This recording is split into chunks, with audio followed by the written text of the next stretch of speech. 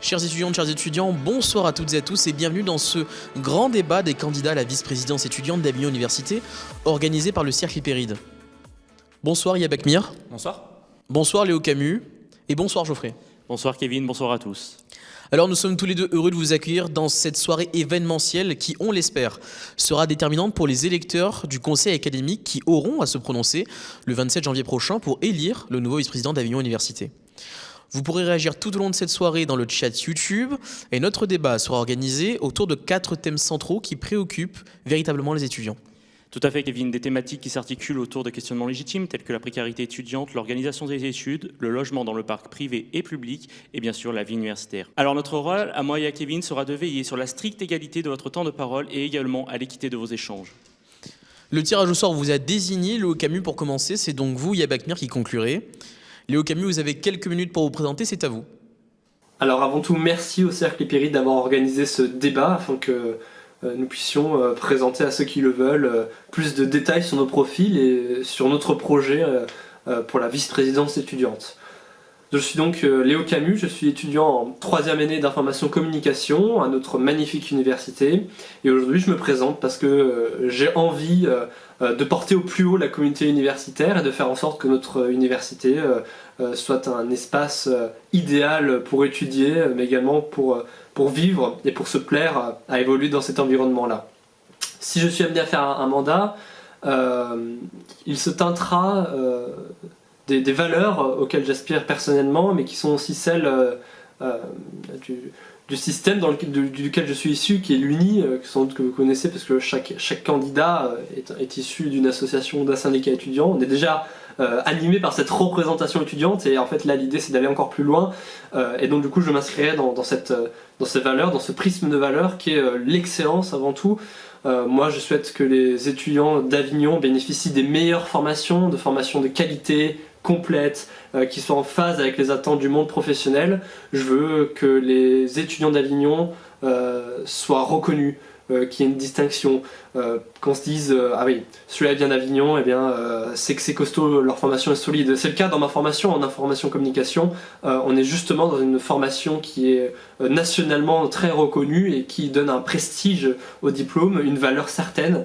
Et justement, je suis pour la conservation de ces diplômes et de ces formations.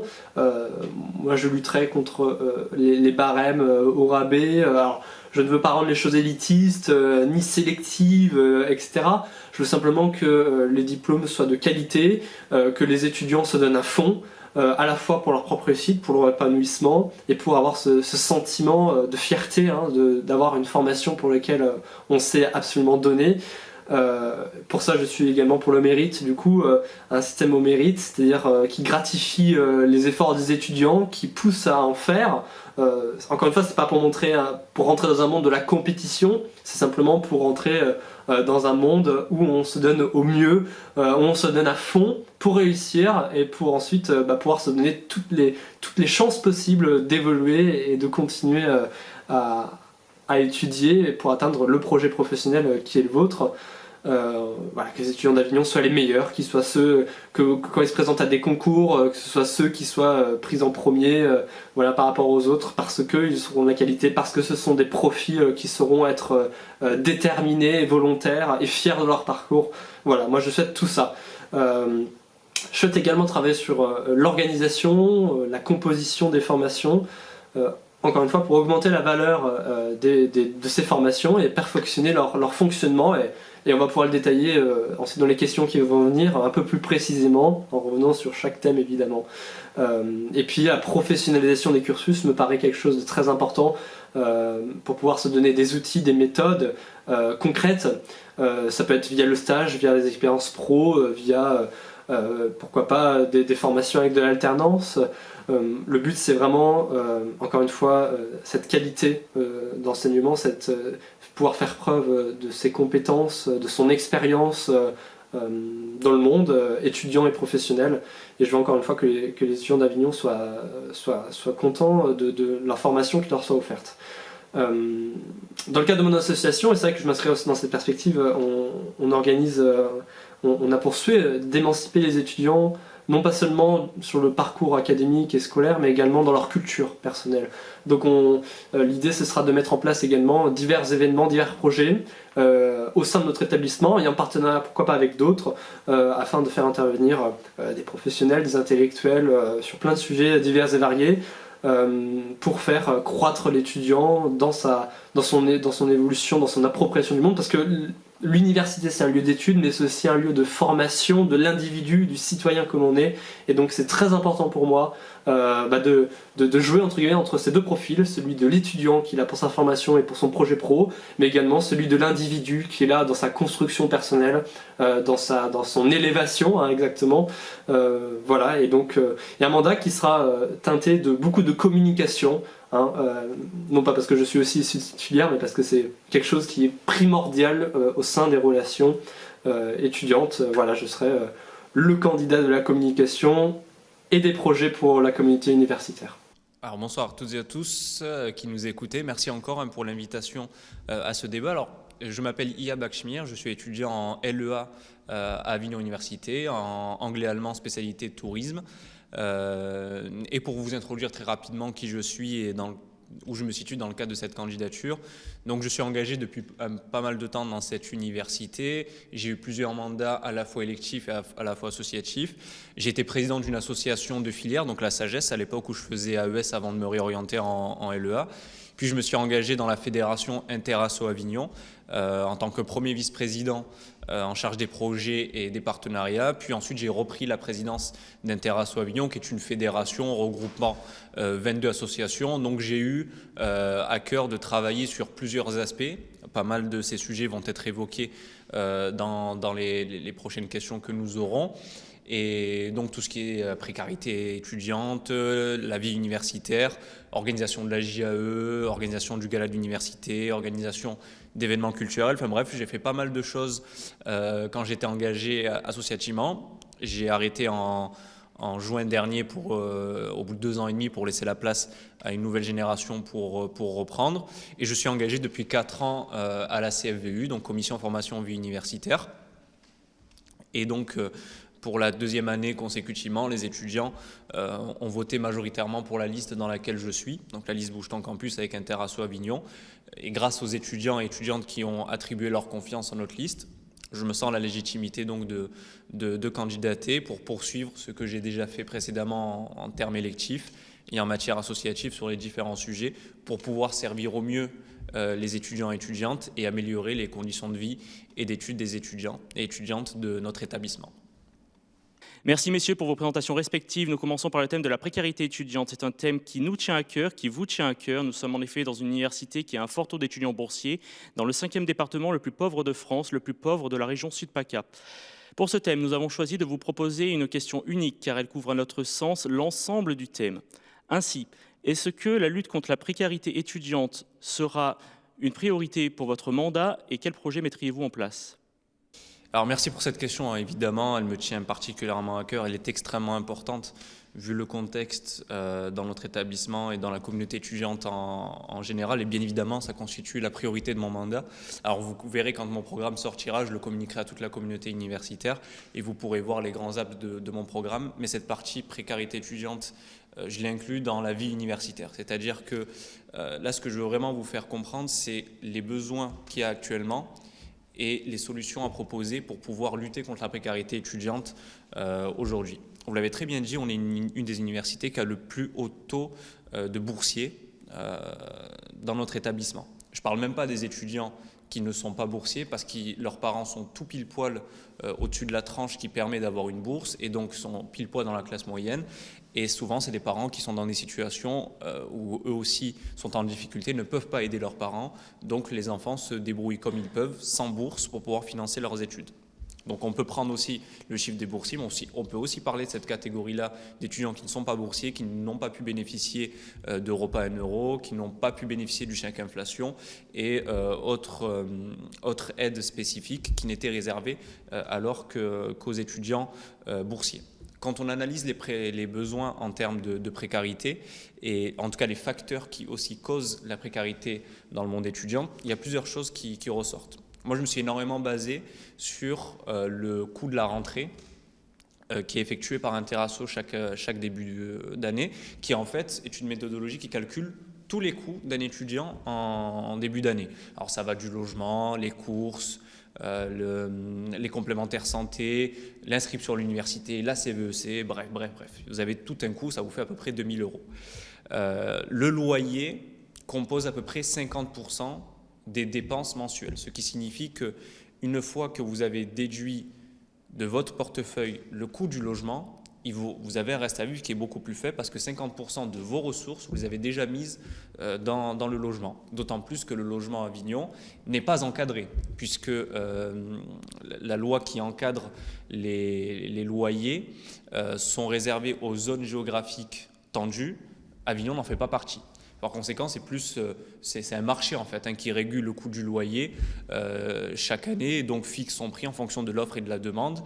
Et depuis 2 ans, c'est à peu près stable, c'est-à-dire vous avez pour un 20 et 30 mètres carrés entre 400 440 euros par mois. Donc ça fait à peu près 50% des dépenses des étudiants. Il y a eu des hausses des prix de l'électricité et des factures d'eau qui ont augmenté. Vous avez également aussi des hausses des prix alimentaires et des produits d'hygiène selon l'endroit où vous vivez.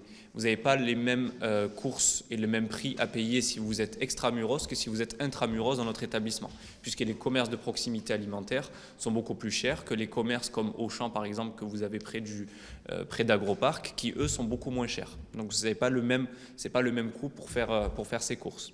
Vous avez également la précarité en termes de santé, c'est-à-dire qu'il y a des étudiants qui voient leurs dépenses augmenter, mais les ressources stagnent, c'est-à-dire qu'il n'y a pas eu de réforme des bourses comme c'était promis par la majorité présidentielle, qui avait inclus dans son programme la réforme des bourses, elle n'y est pas, ce qui fait que les ressources stagnent, voire peuvent tendre à diminuer, parce que d'une année à l'autre, comme ce n'est pas la même déclaration d'impôt que vous donnez au Crous pour pouvoir avoir une bourse, il se peut que votre bourse même diminue. Donc d'une année à l'autre, vous avez même vos ressources qui peuvent diminuer. Et quand vos dépenses continuent d'augmenter, vous êtes obligé de sacrifier des pôles de dépenses pour pouvoir subvenir à vos besoins alimentaires, par exemple. La plupart du temps, c'est la question de la santé qui est sacrifiée. Donc les gens ne vont pas se soigner ou attendre beaucoup de temps avant de se soigner parce qu'ils n'ont pas les moyens, ils préfèrent garder pour mettre dans la nourriture, etc., etc., etc. Tout ça vous met dans une situation où mentalement ça va moins bien, et quand ça va moins bien mentalement, forcément vous êtes dans de moins bonnes conditions pour réussir vos études. Et enfin, le dernier facteur qui vous pousse encore plus dans la précarité, c'est l'isolement social. Si vous n'avez pas les moyens de vivre correctement, si vous êtes obligé de sacrifier des pôles de dépenses pour subvenir à vos besoins dans un autre pôle de dépenses, comme je l'ai démontré à l'instant, c'est souvent la santé qu'on met à l'écart pour privilégier l'alimentaire, pour pouvoir manger, forcément, vous avez moins aussi les moyens de pouvoir accéder à des loisirs. Donc vous sortez moins, vous rencontrez moins de monde, vous faites moins d'amis, donc vous êtes moins bien, vous êtes dans une situation d'isolement social, et donc par conséquent, vous êtes dans une moins bonne condition pour réussir vos études. Une fois qu'on a dit ça, il est intéressant de pouvoir évaluer qu'est-ce qu'on peut mettre en place, qu'est-ce qui existe, qu'est-ce qui peut être fait pour qu'on lutte contre la précarité étudiante. Parce que tant que, je commence par ça avant d'évoquer mes situations, ce n'est pas le but de l'élection. Le vice-président étudiant n'a pas matière à influencer sur le Crous. Ça, c'est un vice-président étudiant Crous qui s'en occupe. Mais permettez-moi de dire que tant qu'on n'augmente pas les bourses, vous allez pouvoir mettre en place des projets, mettre en place certaines choses pour aider, mais vous ne résolverez aucun problème. Le point de départ, c'est d'abord d'augmenter les bourses. Il faut augmenter les ressources de l'étudiant pour qu'il puisse faire face à ces dépenses qui augmentent. Une de mes propositions, la première, c'est la mise en place d'une Agorae, qui est en fait une épicerie sociale et solidaire faite par les étudiants et pour les étudiants, qui est à la fois un lieu où on peut faire ses courses à 90% moins cher que les prix du marché. Pour vous donner un ordre d'idée, si vous avez 30 € de courses à faire, dans une Agorae ou dans une épicerie sociale et solidaire étudiante, ça vous coûterait 3 € au lieu de 30 €. Ensuite, vous avez un espace lieu de vie qui vous permet de vous rencontrer entre étudiants et étudiantes autour de différents événements, activités, loisirs qu'on vous organise au sein d'une Agorae. Autrement dit, c'est une épicerie sociale et solidaire qui vous permet d'acheter vos courses pour moins cher et de rencontrer du monde. Donc ça favorise, ça vous aide pour lutter contre la précarité alimentaire et d'autant plus, ça vous aide à lutter contre l'isolement social. La question du logement est essentielle. Je crois qu'on va y venir un peu plus tard, donc je vais juste entrer sur un point très important, qui est le développement du logement intergénérationnel pour les étudiants extracommunautaires. Alors je m'explique. Les étudiants extracommunautaires vivent une situation compliquée. C'est-à-dire que depuis qu'on a mis le plan Bienvenue en France en 2018 et que les frais d'inscription sont passés à 2 700 € et quelques en licence et 3 700 en master, notre établissement exonérait à hauteur de 10% la totalité des étudiants extracommunautaires. Donc pendant 4 ans, on a pu exonérer de frais d'inscription exorbitants tels que convenus dans le plan Bienvenue en France à tous ces étudiants et étudiantes extracommunautaires ou hors espace économique européen qui ont pu faire leurs études dans notre établissement. Malheureusement, on a franchi cette barrière, si je puis dire, et aujourd'hui, on ne peut plus exonérer comme on le faisait avant. Ce qui va pousser dans la précarité encore plus que ce qu'ils peuvent déjà être, certains étudiants extracommunautaires qu'on cible comme étant en précarité. C'est à peu près 40% des étudiants internationaux ou extracommunautaires dans notre établissement. À cet effet, moi je propose, si je suis élu, de développer le logement intergénérationnel. Ce qui est pratique, c'est qu'on a une association sur Avignon pour le faire. Ça s'appelle Logitude et c'est une association qui vous permet d'avoir accès à un logement et d'avoir un logement intergénérationnel avec une personne senior ou pour un coût du loyer vraiment pas très cher. La dernière fois que j'avais regardé, c'était à peu près 50 € par mois, vous aider en contrepartie une personne âgée qui, elle, est en situation d'isolement ou vit seule. Et donc, ça vous permet d'avoir un loyer moins cher et de pouvoir aider un senior et d'avoir un échange intergénérationnel qui aussi favorise l'ouverture d'esprit et la découverte de soi. Moi, je le propose pour les étudiants extracommunautaires parce que ça va grandement les aider, parce que ces étudiants qui peuvent être en difficulté n'ont pas la bourse, parce que la bourse n'est ouverte qu'aux Français. Donc il va falloir bien les aider. Moi je propose de faire ça pour eux. Logitude est une association très sérieuse avec qui on a déjà pu discuter et je suis persuadé qu'on arrivera à le faire. Il faut que la mairie encadre vraiment les loyers dans cette ville. Parce qu'on ne peut pas laisser, ou du moins continuer à laisser le marché réguler les loyers et avoir des loyers à 440 € pour des 20, 25, 30 mètres carrés. Surtout que, comme je viens de le dire, comme ça fait 50% de vos dépenses, aussitôt que vous avez mis votre loyer, il vous reste la moitié pour vivre et ensuite vous déduisez les charges, etc. etc. Enfin, c'est une vie d'enfer que vous menez après. Donc il faut un travail avec la mairie efficace pour encadrer les loyers. La quatrième chose, c'est la lutte contre l'isolement social, qui est un facteur de précarité étudiante. Et à cet effet, moi, je propose qu'on continue et qu'on travaille avec les associations pour le développement de projets associatifs autour de la culture, du développement durable et du sport. Et ça tombe bien puisque les associations qui généralement font ce genre d'événements, pratiquent ce genre d'événements et les développent, ce sont des associations qui me soutiennent toutes et tous. Voilà, des associations qui ont fait partie d'Interasso Avignon et qui me soutiennent dans le cadre de mon élection, de ma candidature à la vice-présidence étudiante. En organisant encore plus d'événements et en les ouvrant à toute la communauté universitaire et aux étudiants et étudiantes, on favorise la lutte contre l'isolement social, donc on met dans de meilleures conditions les étudiants et étudiantes pour réussir leurs études. Et enfin, en matière de santé, moi je propose qu'on développe le centre de santé universitaire. Alors cette question est très complexe parce que le centre de santé universitaire ou médecine préventive était un service universitaire. Non mais on continue, quand on fait ça, en gros c'est qu'il faut abréger. Quoi. Ah ben c'était la dernière chose, ok. Donc le... Ok. Et enfin, en matière de santé, ce qu'il faut vraiment développer, c'est le centre de santé universitaire. Malheureusement, depuis que le centre de santé universitaire qu'on avait avant, la médecine préventive, qui était géré par AMU, a vu le fait que Aix-Marseille Université a dû créer son propre centre de santé universitaire, donc ne travaille plus avec Avignon Universitaire sur ces questions-là. À cet effet, nous avons reçu un financement du rectorat pour un centre de santé universitaire.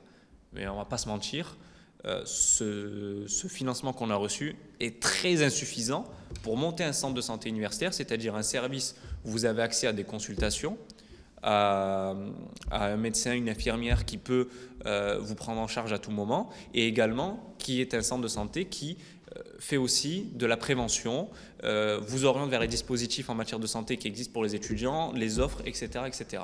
Donc moi, ce que je propose, c'est qu'on le développe, ce centre de santé universitaire. On a un peu de financement pour fonctionner, mais c'est très insuffisant.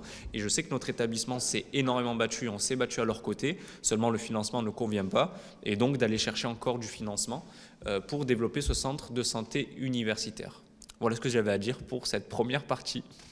Alors bien évidemment, alors cette question de la lutte contre la précarité étudiante, c'est une question qui évidemment est essentielle. J'ai même envie de dire encore plus, elle est vitale. Et je crois que peu importe lequel de nous trois sera élu à l'issue de cette élection, je suis convaincu que chacun saura se saisir de cette question, de cette problématique, parce que c'est vrai que ce sujet il est devenu essentiel, il est devenu fréquent. Bien malheureusement fréquent et encore plus depuis le début de la crise sanitaire, on l'a bien vu, et qui aujourd'hui en fait est devenue une véritable crise sociale. Les étudiants, ils ont à la fois perdu leur petit boulot, leurs parents ont connu une baisse de revenus, donc il y a des ressources qui sont limitées, qui sont diminuées, et donc des situations qui sont encore plus fragiles qu'elles ne l'étaient. De plus, il y a un aspect psychologique qui est à prendre en compte et qui, du coup, véritablement n'est absolument pas à négliger. Et réussir ses études quand on est dans une situation précaire, dans une situation fragile, eh bien, c'est bien évidemment beaucoup plus difficile. Et c'est en ce sens que, bien sûr, ça fera partie de l'un de mes premiers combats tout au long de mon mandat, que ce soit à court, moyen et long terme, pour enrayer ça et pour permettre encore une fois à un maximum d'étudiants de pouvoir se donner les moyens suffisants et corrects pour leur réussite et leur excellence. Voilà, parce que je parlais d'excellence tout à l'heure, mais on peut être un excellent étudiant. C'est pas que la note qui va le déterminer, si vous voulez, c'est aussi le profil, et c'est tout ce qui va être parcouru derrière, hein. C'est un parcours académique, c'est pas que l'académique derrière un chiffre, etc. Pour ça, je suis toujours aussi sur, vous savez, toujours le mérite, et j'aimerais bien mettre en place dans notre université une bourse au mérite, une bourse d'excellence en fait, qui se compileront aux bourses sur critères sociaux, hein, qu'on soit bien clair, c'est pas une bourse qui se conditionnera au mérite, ce sera une bourse supplémentaire qui se rajoutera pour récompenser les étudiants qui se donneront vraiment, qui se sont donnés à fond, qui se donneront à fond et qui réussissent parfois dans la difficulté, mais qui réussissent et qui méritent que leurs efforts soient reconnus. Cette bourse pourra également concerner, pourquoi pas, l'excellence sportive, l'excellence artistique, voilà, si on a des grands sportifs, des sportifs de haut niveau, etc. également au sein de l'université, enfin je pense qu'il faut le reconnaître. Je souhaite également, en parlant des bourses, mettre en place une linéarisation du système de bourse, c'est-à-dire une refonte du tableau et des seuils, parce que je me suis rendu compte, en discutant, qu'il y a beaucoup d'étudiants qui sont dans des classes moyennes, dont les parents, oui, se dégagent un salaire convenable, mais les étudiants eh bien, sont quand même dans la galère en fait. Comme si en fait ils étaient vraiment dans des classes très difficiles, des classes sociales difficiles, alors qu'en fait ils sont en classe moyenne. Parce qu'ils ne sont pas pris en compte. Alors qu'en vérité, il faudra qu'ils soient tout autant aidés. Voilà. Et donc nous on souhaite remettre un peu de justice et d'équité dans ce système. En tout cas c'est quelque chose que je ferai en partenariat dans la discussion avec les élus évidemment du Crous, qui sont les premiers à être concernés, mais également avec tous les acteurs qui voudront bien se joindre autour de la table pour en parler. C'est également, on parlait du job étudiant, c'est également développer une plateforme, une espèce de Le Bon Coin, j'avais proposé pour les stages déjà, Le Bon Coin pour les stages, mais également pour l'embauche, pour trouver des jobs étudiants sur Avignon, et ce sera spécialement développé pour les étudiants d'Avignon et en priorité pas pour eux, et ils pourront également poster leur CV et faire une demande d'emploi, en tout cas une recherche d'emploi via cette plateforme. C'est également mettre en place, toujours pour plus d'aisance financière et de souplesse, un ticket resto étudiant, que l'étudiant payera le prix d'un repas Crous classique, 3,30 € et qui vaudra en vérité 6,60 € à dépenser au sein de l'université, mais également des structures partenaires extérieurs. En fait, dans tous les endroits où un ticket resto classique soit accepté, l'autre moitié étant subventionnée en fait par l'État. Évidemment, défendre la précarité, c'est également agir à l'université et au-delà, parfois en imposant un rapport de force vis-à-vis des collectivités de l'État, en faveur des étudiants bien évidemment, mais pour alerter et pour tourner le regard sur des situations économiques et sociales qui parfois sont vraiment très dures et des fois sont totalement laissées à l'abandon de ces acteurs-là qui sont pourtant en vérité les seuls qui peuvent trouver des solutions viables et durables pour les étudiants. Je souhaiterais également inviter les associations étudiantes à s'inscrire dans cette dynamique de lutte contre la précarité, à leur demander de faire un maximum d'actions, ça peut être de sensibilisation, d'information, mais également véritablement d'actions de terrain pour lutter contre la précarité.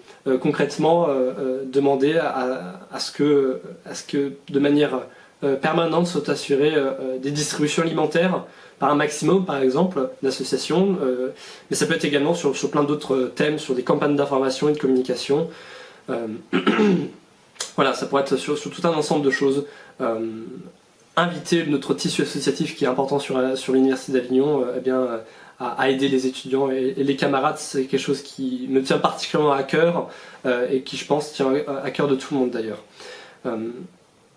Peut-être, et pourquoi pas, développer un réseau également, alors sur le parti logement, un peu habitation, et peut-être on pourra en revenir un peu tout à l'heure, mais pourquoi pas développer un réseau qui aiderait facilement à trouver des colocations, voilà, simplement. Ça peut être également aussi faire un appel aux entreprises. Par exemple, je sais que du côté de Lyon, il me semble, il y avait un projet, un cabas pour un étudiant qui s'était développé.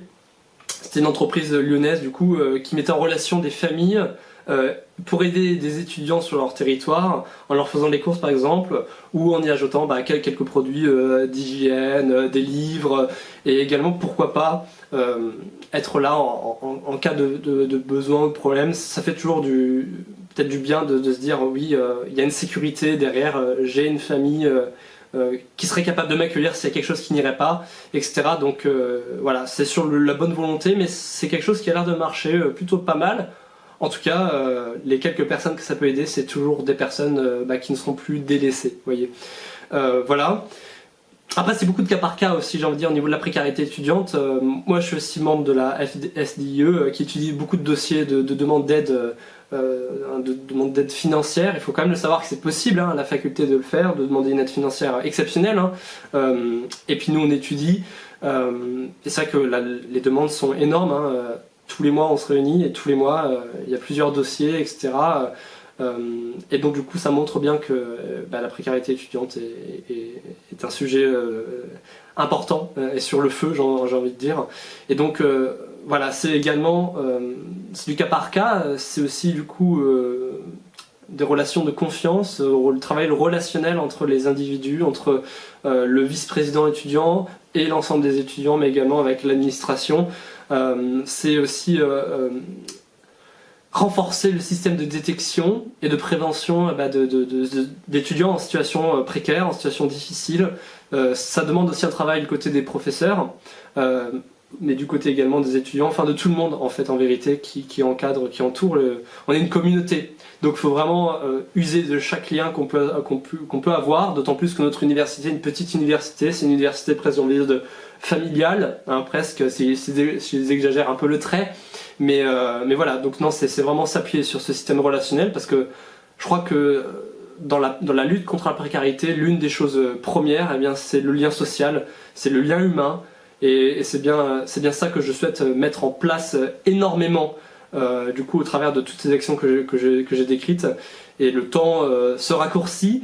Il y aurait encore d'autres choses, des choses se trouveront sans doute aussi dans la discussion, à l'évolution du temps, dans le dialogue, et pourquoi pas dans des appels à projets auxquels je pourrais répondre pour lutter contre cette précarité, quelque chose que je ferai d'un trait d'union avec l'ensemble de la communauté universitaire. Voilà.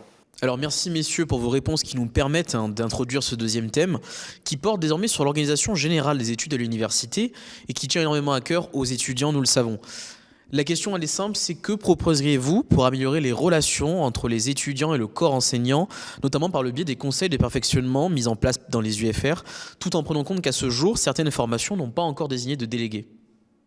Alors par rapport à la question que vous posez, juste une petite précision avant toute chose, personnelle. Pour moi, les conseils de perfectionnement, ils servent à améliorer le cours, sa construction, sa présentation. C'est peut-être pas là où précisément moi je mettrais mes forces pour améliorer le relationnel entre les étudiants et les professeurs, bien que ces conseils de perfectionnement soient à temps d'échanges, de discussions, peut-être de retour sur la pédagogie éventuellement des enseignants, ça c'est vrai.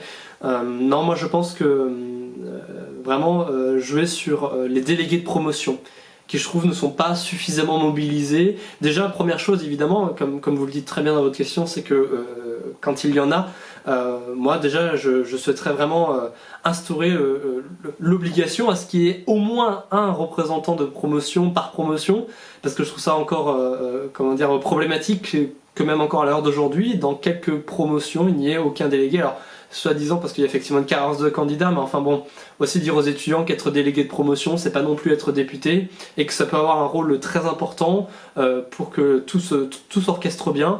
On l'a encore plus vu au moment de la crise sanitaire, quand il y avait les cours hybrides ou en distanciel. Bon, c'est pas non plus une charge de travail énorme, mais ce sont des relais qui me paraissent essentiels en vérité pour les étudiants et auprès des professeurs et de l'administration. Donc c'est leur redonner un rôle, leur redonner une importance. Et puis pour ceux qui... c'est-à-dire que même certains... savent c'est juste une application supplémentaire, un petit engagement envers ses camarades de promotion, mais c'est vraiment les mettre en valeur d'une part et les reconnaître, et vraiment encore une fois j'insiste sur les mobiliser pour coordonner ces équipes entre les étudiants, la communauté étudiante, entre les délégués, les élus étudiants, mais également l'administration. Voilà. Il faut également pas perdre de vue que les enseignements et les enseignants du coup sont là pour la réussite des étudiants. Il faut intégrer au maximum les étudiants au sein des cours de CM et notamment leur offrir une posture active au sein des cours par la sollicitation, la recherche par le regard, montrer que les enseignants montrent de l'intérêt pour leur public entre guillemets et n'hésitent pas à recentrer l'attention.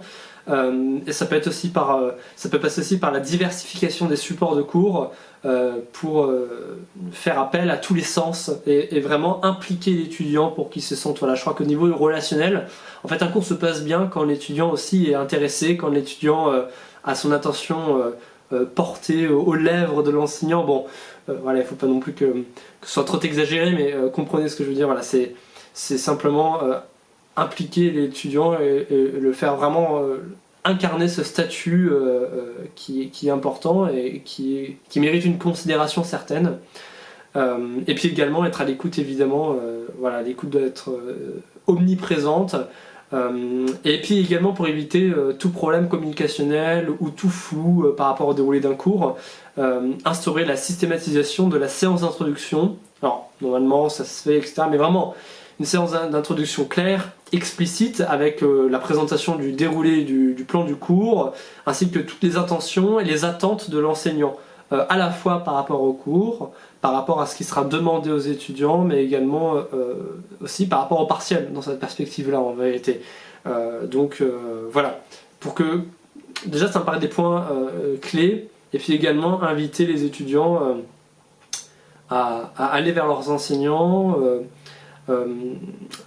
à afficher quelque part également les permanences que tiennent ces enseignants dans leur bureau, pour qu'ils puissent peut-être être dans des cadres un peu plus intimistes, entre guillemets, plus propices à des échanges plus individualisés éventuellement. Voilà. Tout ça, le relationnel, c'est quelque chose qui se travaille sur tout le temps. c'est du fond, c'est un travail de fourmi. Mais je pense que c'est important. Et entre étudiants également, soutenir toutes les actions de tutorat et de parrainage, ça me paraît aussi important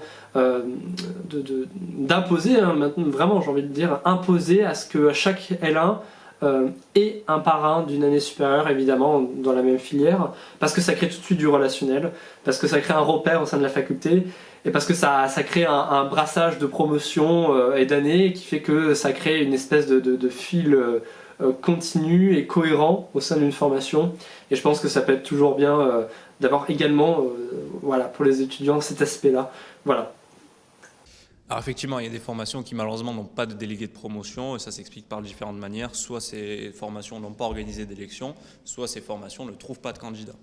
D'un côté comme de l'autre, ça pose un problème puisqu'il y a un problème donc d'échange et de remontée d'informations que ces des élus de promotion, de par le fait qu'elles représentent leurs collègues en licence, ou en master d'ailleurs, ne font pas remonter les informations essentielles pour améliorer les points de dysfonctionnement, on va dire, dans les différentes formations. Après, il y a aussi une chose à prendre en compte, c'est le fait qu'il y a un besoin d'améliorer les relations entre les délégués de promotion et le corps enseignant, pour la simple et bonne raison, c'est que, à mon sens, pour avoir accompagné beaucoup d'étudiants qui étaient en difficulté, il y a eu tellement eu de soucis de gestion pendant la crise sanitaire, d'informations non données, de consignes contradictoires, etc., que ça a souvent viré au clash entre des équipes pédagogiques et des enseignants et des équipes étudiantes. Et ça, c'est contre-productif.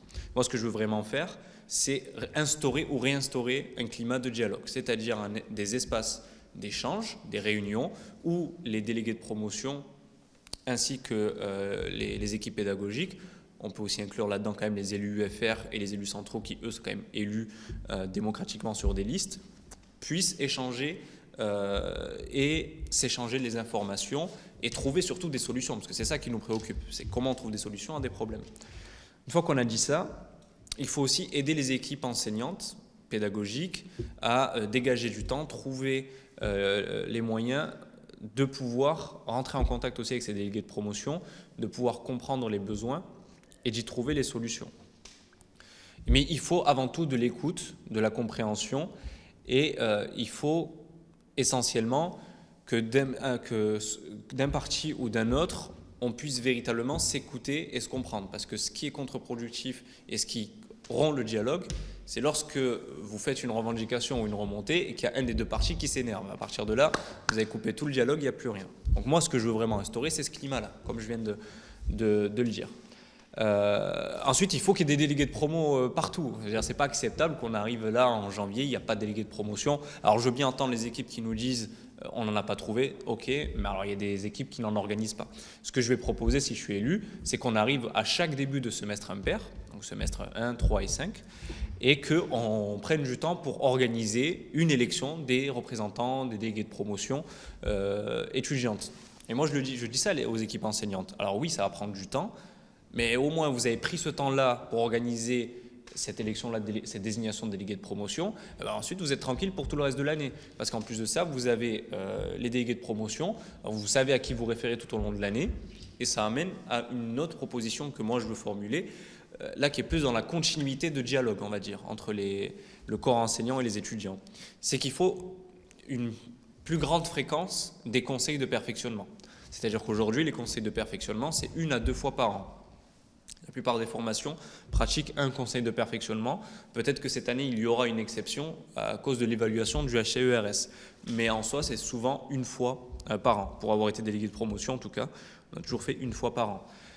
Ce que je veux proposer, c'est qu'on le fasse à 4 fois par an, pour qu'on ait vraiment une continuité des échanges et des sujets que l'on traite.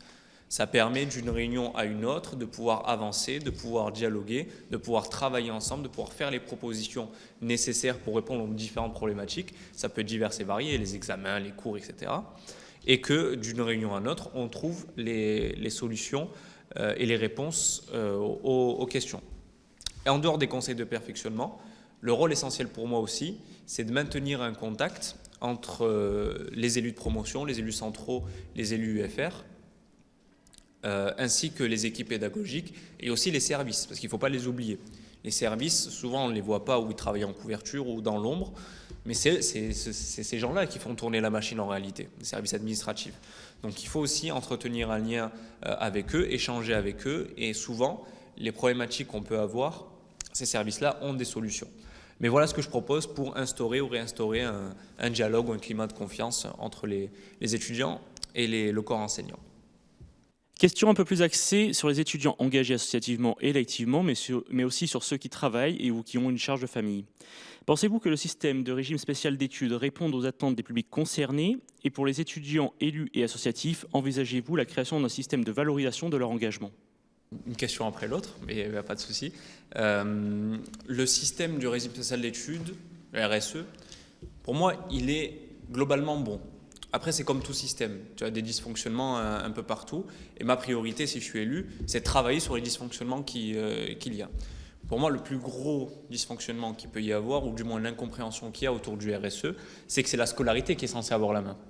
Et des fois, il arrive qu'on vienne nous voir ou qu'on ait des retours étudiants où en fait, c'est les enseignants qui apparemment piloteraient le RSE, qui décideraient si oui ou non on l'attribue, dans quelles conditions on l'attribue ou pas. Et en réalité, c'est la scolarité. Donc moi, ce que je veux faire, c'est vraiment resensibiliser l'administration de l'université, la gouvernance et le service scolarité pour vraiment réaffirmer cette position. La scolarité a la main dessus. Une fois que la scolarité a validé votre RSE, il faut que le contrat d'études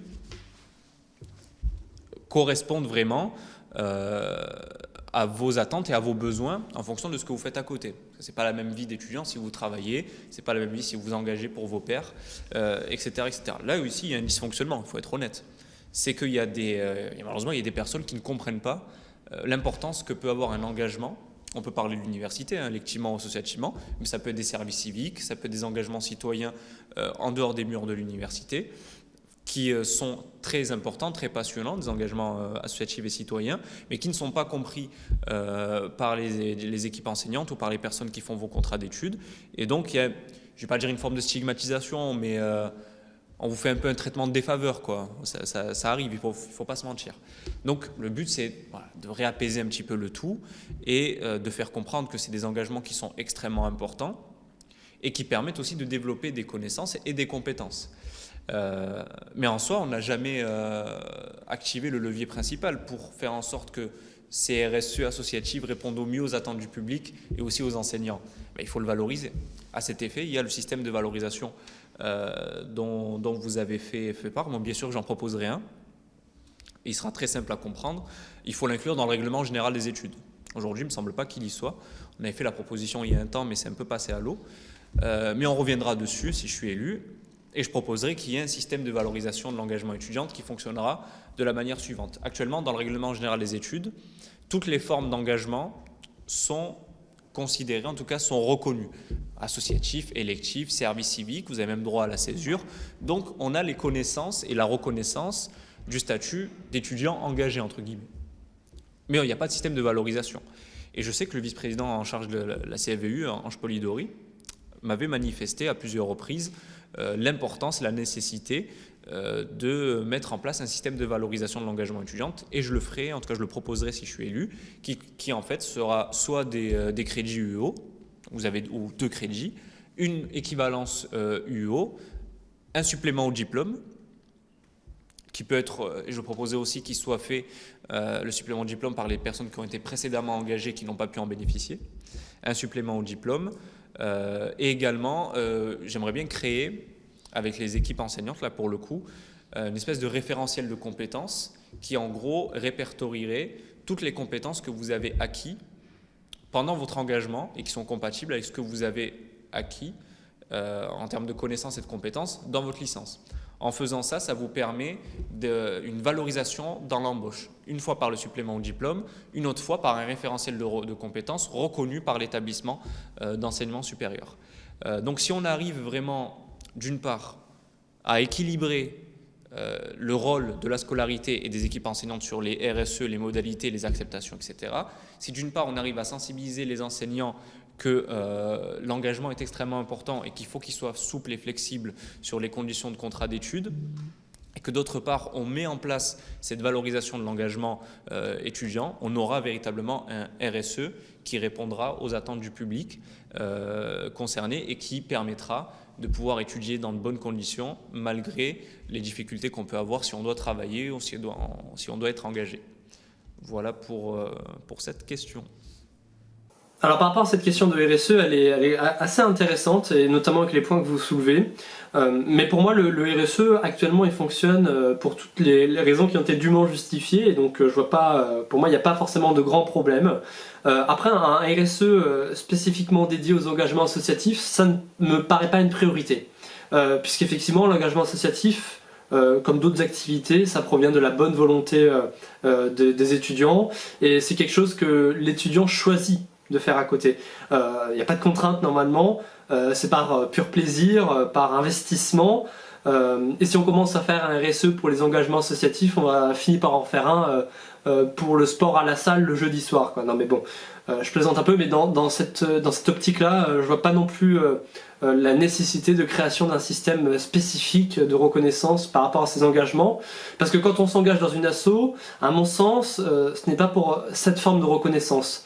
On le fait pour la communauté, pour son expérience professionnelle à la rigueur, et c'est génial, hein. Ça prouve qu'on a envie de s'engager, qu'on a envie de faire des choses nouvelles, innovantes, etc. Mais cela, pour moi, n'a pas d'autre mérite à la rigueur qu'une reconnaissance, pourquoi pas morale de l'université, mais pour ce qui est fait, évidemment. Mais voilà. Mais bon, après, pourquoi pas inscrire éventuellement certains engagements associatifs dans les UO, pourquoi pas, à la rigueur, mais ce serait guère plus. Concernant les familles, en fait, pourquoi pas, mais il faudrait voir au cas par cas. Parce que si je comprends bien, ça veut dire que cela sous-entend qu'il y aurait des situations familiales qui seraient contraignantes, hein, et qui imposeraient du coup un régime spécifique d'études. Et ça, à mon avis, il faut le détailler, il faut le voir en quelle mesure, eh bien, effectivement, des charges familiales peuvent influencer sur l'organisation et un emploi du temps spécifique pour un étudiant. Je ne suis pas fermé, mais vraiment à voir au cas par cas. Et ça, j'ai envie de dire d'une manière générale, le RSE, il y a peut-être des choses qui ne rentrent pas. J'ai pas forcément d'exemple tout de suite, ou parce qu'on était hors délai. Je pense qu'il y a toujours un moyen d'un peu de pouvoir s'arranger. En tout cas, il faut le permettre, de pouvoir s'arranger avec l'administration. Voilà, pour qu'elle fasse pas forcément un RSE officiel, mais donc un plus officieux, mais une attestation comme quoi, voilà, à certains moments précis ou pour une période déterminée, eh bien, voilà, il y a telle demande d'aménagement qui devrait être faite. Et concernant les mandats électifs, alors il me semblait que c'était déjà évoqué au RSE. Mais si c'est les mandats électifs de représentation étudiante, bon, là je ne vois pas l'intérêt là non plus. Moi je suis étudiant en UFR-SHS et élu également dans cette UFR. Je suis également du coup élu dans les conseils centraux. Pour autant, oui, c'est du travail, c'est du temps à prendre, etc. Mais c'est moi qui l'ai voulu et je ne crois pas qu'il faut un aménagement spécifique de l'emploi du temps.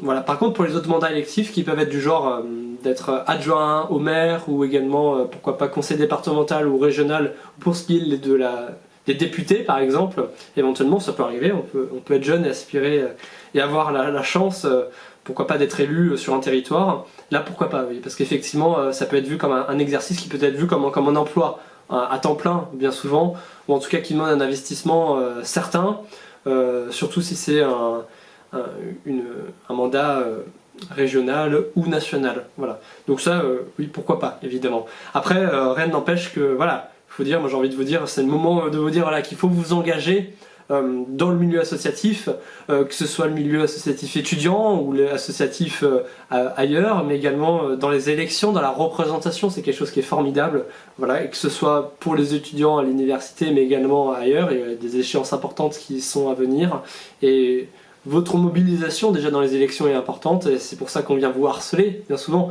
et c'est le moment de se dire, on est un peu désolé de venir à ce point insister pour le vote, mais c'est très important. Mais également, voilà, si vous avez envie de vous investir, l'engagement, c'est super important. Donc voilà, n'hésitez surtout pas. Notre troisième thème portera sur le logement. Le logement qui est un des pôles de dépenses le plus important des étudiants après l'alimentation. C'est un thème qui mérite notre attention. Alors la question aux candidats qu'on va se poser aujourd'hui, c'est que pensez-vous d'une collaboration avec la mairie sur un encadrement des loyers des étudiants dans le parc privé, comme cela peut exister dans d'autres villes universitaires? Avez-vous un tout autre projet pour aider les étudiants qui sont obligés de se loger hors du parc du Crous, de par les revenus financiers de leurs parents par exemple? Alors oui, je pense qu'un travail d'encadrement avec la municipalité d'Avignon sur cet encadrement de loyer me paraît quelque chose de tout à fait judicieux. Parce qu'encadrer les loyers pour lutter contre de potentiels abus de certains propriétaires qui profiteraient d'un marché quelque peu déséquilibré pour demander des loyers exorbitants, évidemment c'est pas quelque chose de mauvais. Sachant que le prix moyen d'un logement privé sur Avignon pour un étudiant c'est 425 € si je ne me trompe pas. Alors on pourrait dans ce cas fixer un seuil qui n'excéderait pas un certain prix. Alors un prix bien sûr déterminé en fonction de la surface et de la situation géographique du dit logement. Et puis faire une marge de tolérance de 20% qui serait évidemment à ne pas excéder. Et bien que ce soit pas mal, il faudrait évidemment créer beaucoup plus de logements Crous. Mais on le sait, c'est pas forcément du ressort du VPE ni de l'université en vérité, mais on peut toutefois l'impulser. Donc de toute façon, je ferai ce travail, des fois ce rapport de force avec l'ensemble des acteurs, mais également ce travail avec les élus du Crous, voilà, pour que les choses puissent se mettre en place en attendant que, voilà. Mais également pour pallier un peu au niveau de ce problème de logement, parce que des fois effectivement il peut y avoir de l'attente. Je pense qu'Avignon s'en sort mais tout juste. On pourrait développer, je l'avais un peu évoqué précédemment, ce réseau spécialement dédié à la colocation. Et je pense notamment que ce réseau il serait plus profitable encore aux étudiants étrangers.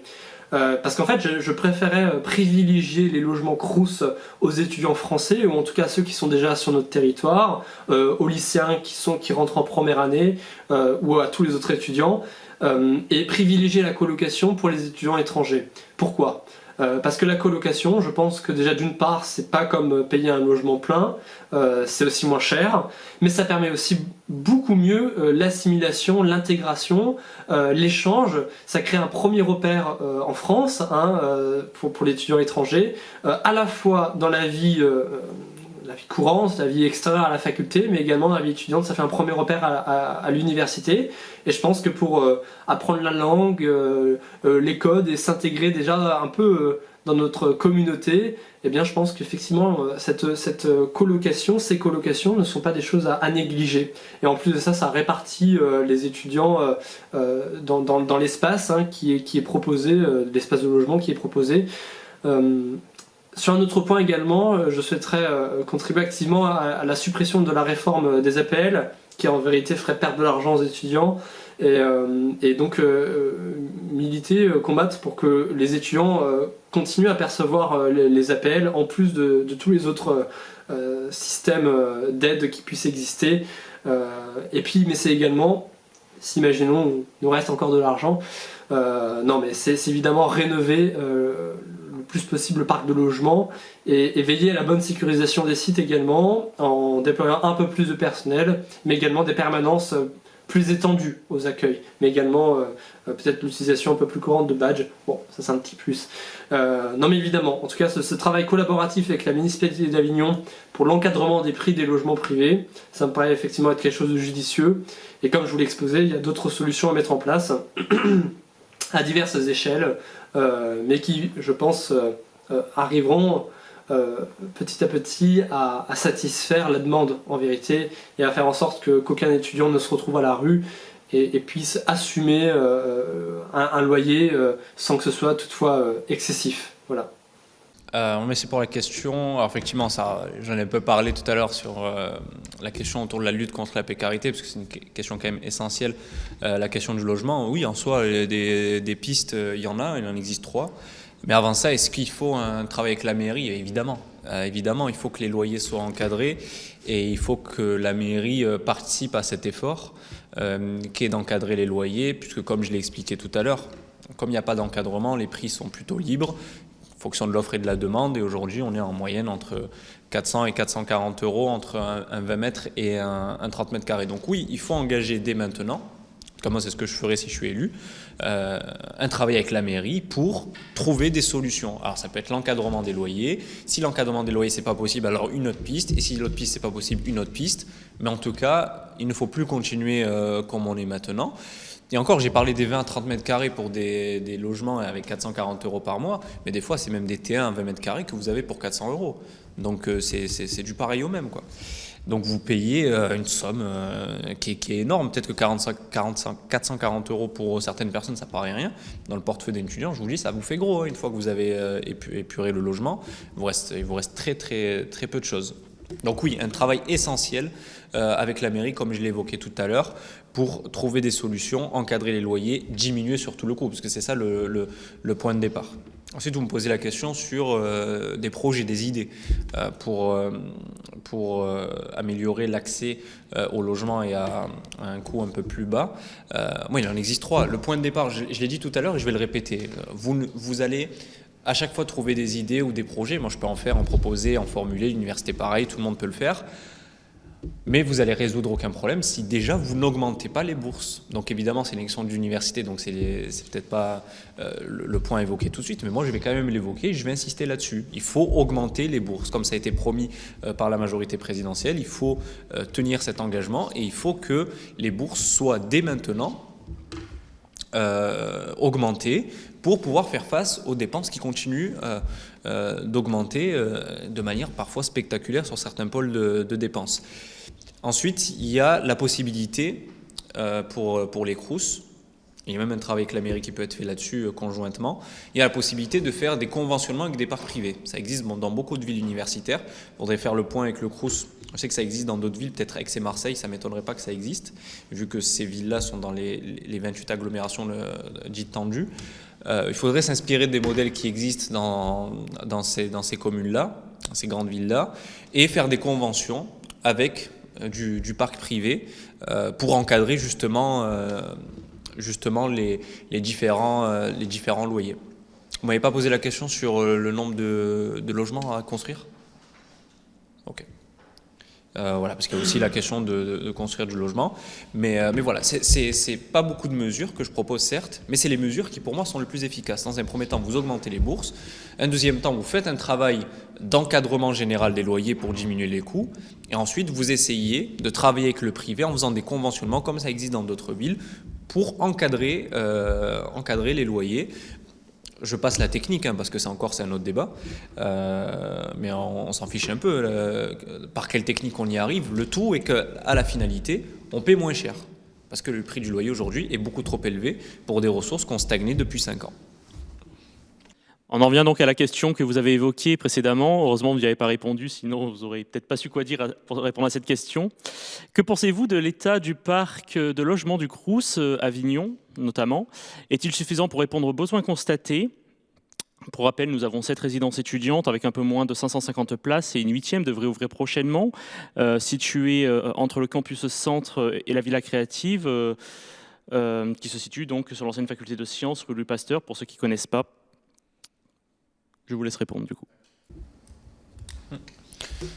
Je commence à répondre à votre question en saluant quand même le travail qui est fait par le Crous, parce que nous, quand je présidais Interasso, on les avait alertés sur le manque de places en résidence universitaire, ce à quoi on a répondu qu'effectivement, il manquait des places et qu'ils allaient encore construire des résidences. Donc je dis que pour l'instant, c'est insuffisant. Et le Crous y répond, comme vous l'avez très très bien dit, en prévoyant de faire construire une résidence, mais je pense qu'il en faut encore plus, idéalement peut-être 2 de plus. Voilà, pour faire aller sur les 2 de plus qu'il y aura à construire, plus celle-là, avoir 600 places, ça serait bien. En plus, ça couvrirait pas mal de demandes parce que sur Avignon, c'est vite bouché, quoi. En fin septembre, même mi-septembre, il y a quasiment plus rien. Donc c'est évident qu'il en faut encore plus, avec des coûts qui ne soient pas exorbitants, encadrés, etc., comme on l'a dit. Et je mettrai quand même une intervention sur Agroparc, quand même, ils n'ont qu'une résidence étudiante, et on ne dirait pas comme ça, mais Agroparc, il y a énormément d'étudiants. C'est pas 50-50, mais quasiment, quoi, entre le nombre d'étudiants au centre et sur Agroparc. Et pourtant, vous voyez bien qu'il y a une disparité de résidences et de l'emplacement géographique de chaque résidence, où pratiquement tout est concentré en intramuros et très peu sur Agroparc. Donc je pense qu'il y a un réel besoin d'en faire construire en plus sur Agroparc. Mais honnêtement, j'ai dit ce que j'avais à vous dire sur la question. Il en faut. C'est insuffisant pour l'instant, il en faut. Le Crous était d'accord avec Interasso à l'époque pour dire qu'il en fallait. Le travail se fera sans aucun doute. Moi, j'aurai à cœur de travailler avec eux si je suis élu et d'en faire construire une de plus à Agroparc. Tels seront les engagements que je tiendrai si je suis élu en matière de résidence en plus pour le logement. On en arrive au dernier thème de cette soirée, la vie universitaire, un thème extrêmement large que nous avons essayé de couvrir en 3 questions. Suite à plusieurs enquêtes effectuées par les organisations étudiantes, l'UNEF et Interasso Avignon, il est ressorti que certains étudiants proposent d'élargir les horaires d'ouverture des bibliothèques universitaires en soirée et en week-end. Pensez-vous que ce soit réalisable et bénéfique à la réussite des étudiants? Seriez-vous également favorable à une offre de restauration par le Crous lors de ces nouvelles plages d'ouverture des bibliothèques universitaires? Alors oui, par rapport à cette question, je serais bien évidemment favorable à l'élargissement des horaires de la BU ainsi que de tous les services qui entourent. D'ailleurs, c'était dans notre programme pour les conseils centraux. Alors il est vrai que c'est quelque chose qui n'est pas forcément simple à mettre en place. Pourquoi? Parce que évidemment ça demande un investissement également budgétaire. Il faut payer des gens évidemment pour encadrer tout ça. Ça fait qu'il y a des heures supplémentaires. Il faut prévoir peut-être même de l'embauche supplémentaire, donc voilà, il y a cette histoire-là. Mais bon, toutefois, je pense que dès qu'il y a la volonté, il y a possibilité en fait. L'UNEF et Interasso, ils sont majoritaires depuis des années et ils n'agissent pas là-dessus.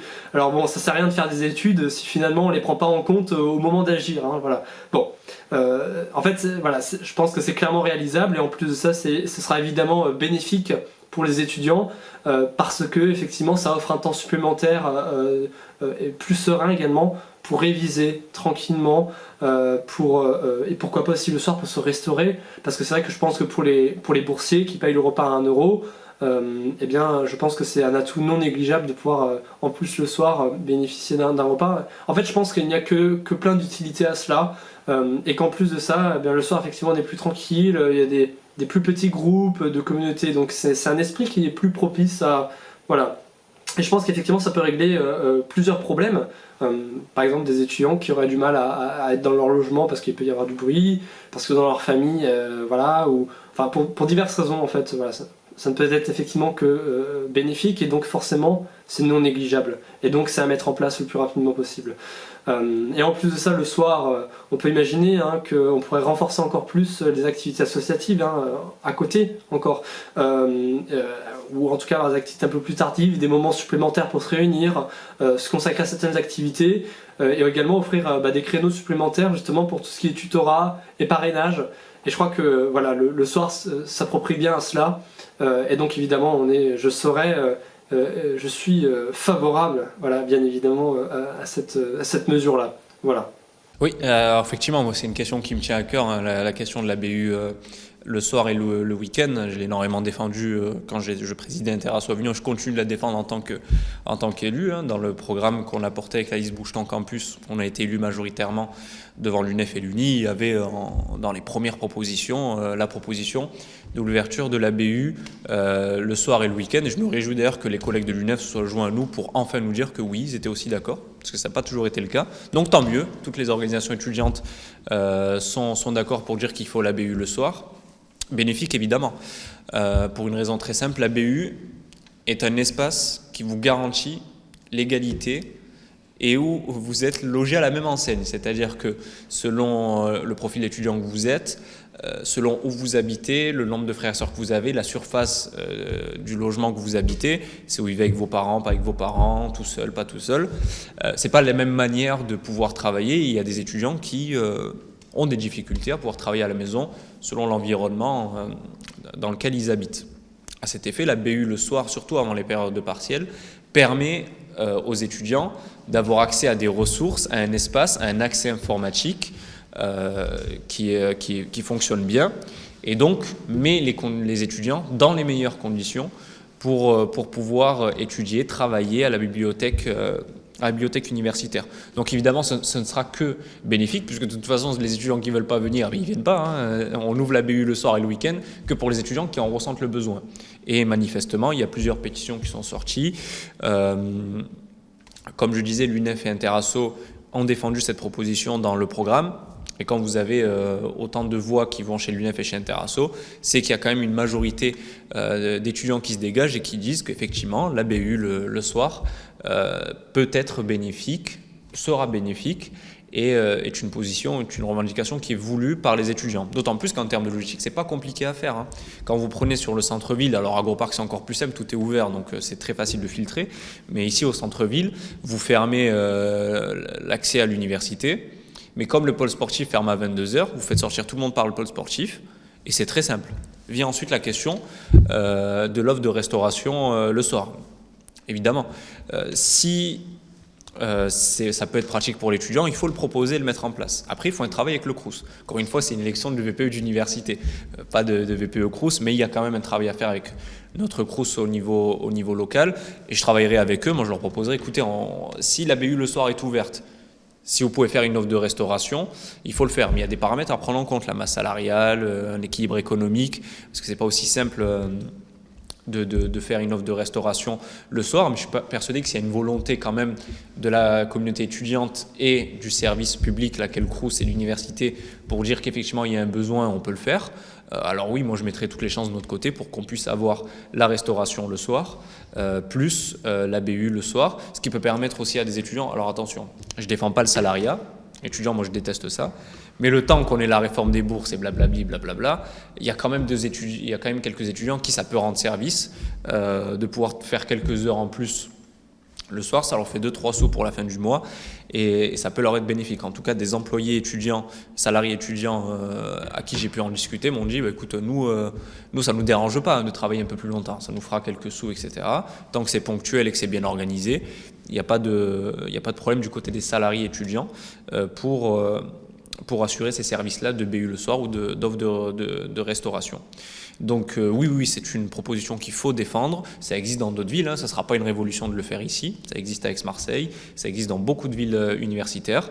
On a une logistique, on va dire, en tout cas un endroit qui permet de faire cette BU-là, une simplicité pour faire sortir les gens par le pôle sportif jusqu'à 22h. Donc tout est réuni, il ne manque plus que la décision politique et moi je m'engage à pousser en ce sens. Notre deuxième question sur la vie universitaire vient toucher le sentiment d'appartenance. Un certain nombre d'étudiants regrettent de quitter l'université de manière brutale sans pouvoir conserver de lien avec celle-ci dans le futur. Comment comptez-vous, si vous êtes élu vice-président étudiant, développer un sentiment d'appartenance des étudiants en mettant en place des projets, par exemple une remise de diplôme, la création d'une boutique universitaire ou bien une association d'anciens étudiants ? Alors commençons par dire une chose, le sentiment d'appartenance a été énormément menacé du fait de la crise sanitaire. Il y avait l'incapacité de faire des projets, de faire des événements pouvant regrouper les étudiants, tout se faisait en visio, donc forcément là pour faire un sentiment d'appartenance, bon courage parce que c'était extrêmement compliqué. D'ailleurs ça nous a mis à rude épreuve quand je présidais Interasso Avignon et avec les associations, ça nous a mis à rude épreuve de trouver des solutions pour créer des sentiments d'appartenance avec des événements, etc. Si vous voulez des solutions, c'est très simple. Il faut reprendre ce qui se faisait avant la crise sanitaire et ce qui marchait bien. Et moi, je le dis de manière très très fière. Quand je présidais Interasso Avignon, qu'il n'y avait pas la crise sanitaire, avec les associations étudiantes, ça se passait très très bien. Il y avait énormément de projets qui étaient faits, de sentiments d'appartenance qui étaient créés.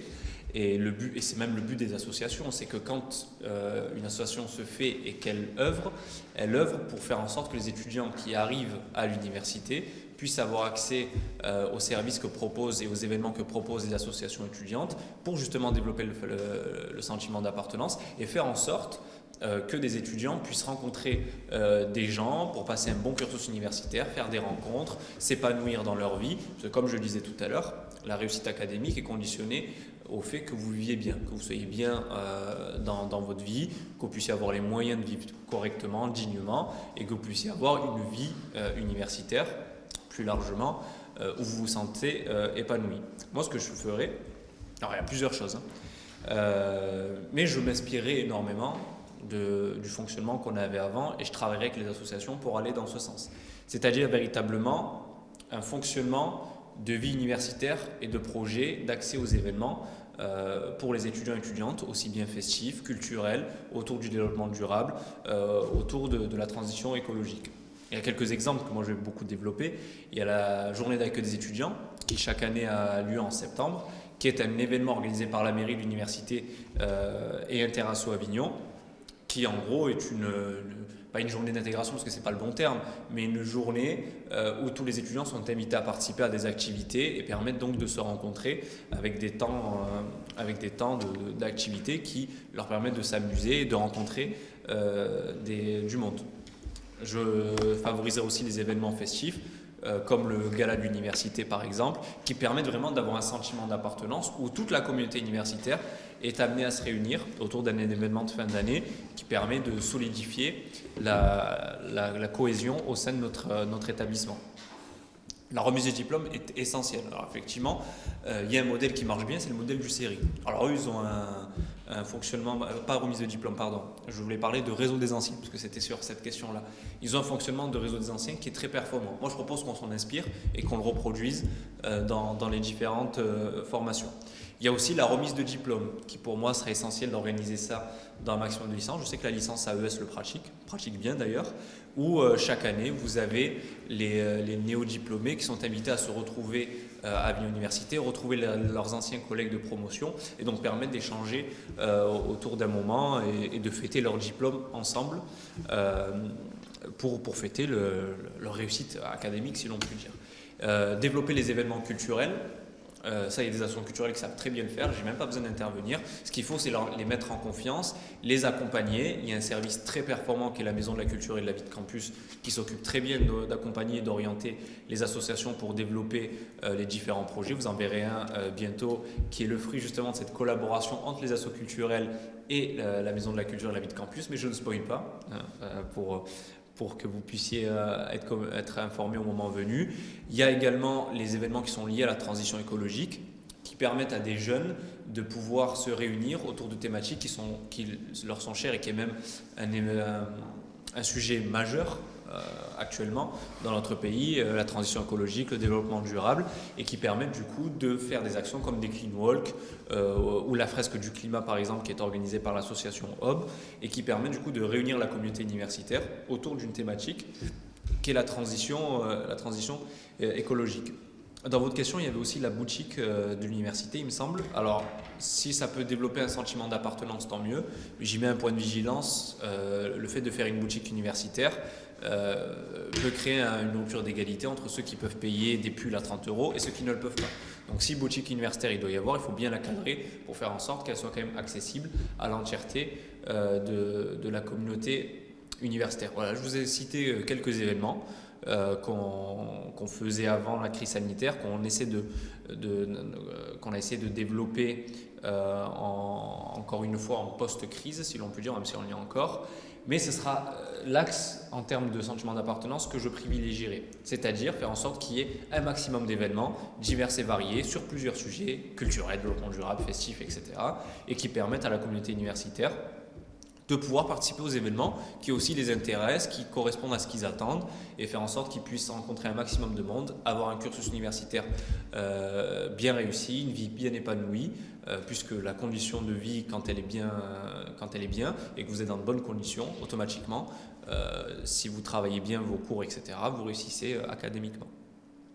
Alors oui, absolument. Le sentiment d'appartenance, c'est quelque chose qui me tient très à cœur, parce que je trouve que c'est un véritable moteur pour la communauté étudiante, pour l'esprit de collectif et de solidarité, et je trouve que c'est un fil important véritablement entre tous les individus, d'autant plus qu'on est encore une fois, je le rappelle, dans une petite université, donc vraiment je pense qu'on a de quoi créer quelque chose vraiment de beau autour de ce sentiment d'appartenance. Ça passe évidemment par plein de choses. Ça passe par l'organisation de compétitions sportives. Alors ça peut être au sein de notre université ou entre universités avec nos équipes à nous. Ça se fait déjà, il y a des associations étudiantes qui font déjà le taf et tout ça, mais c'est vraiment le faire vivre et continuer à faire perdurer ça. C'est évidemment, et vous l'avez dit en filigrane dans notre question, mais c'est évidemment la remise de diplôme en fin d'année, diplôme de licence aussi d'ailleurs, une master, parce que encore une fois, il faut être fier de son parcours, il faut être fier de sa formation, et pour moi c'est une importance énorme ça.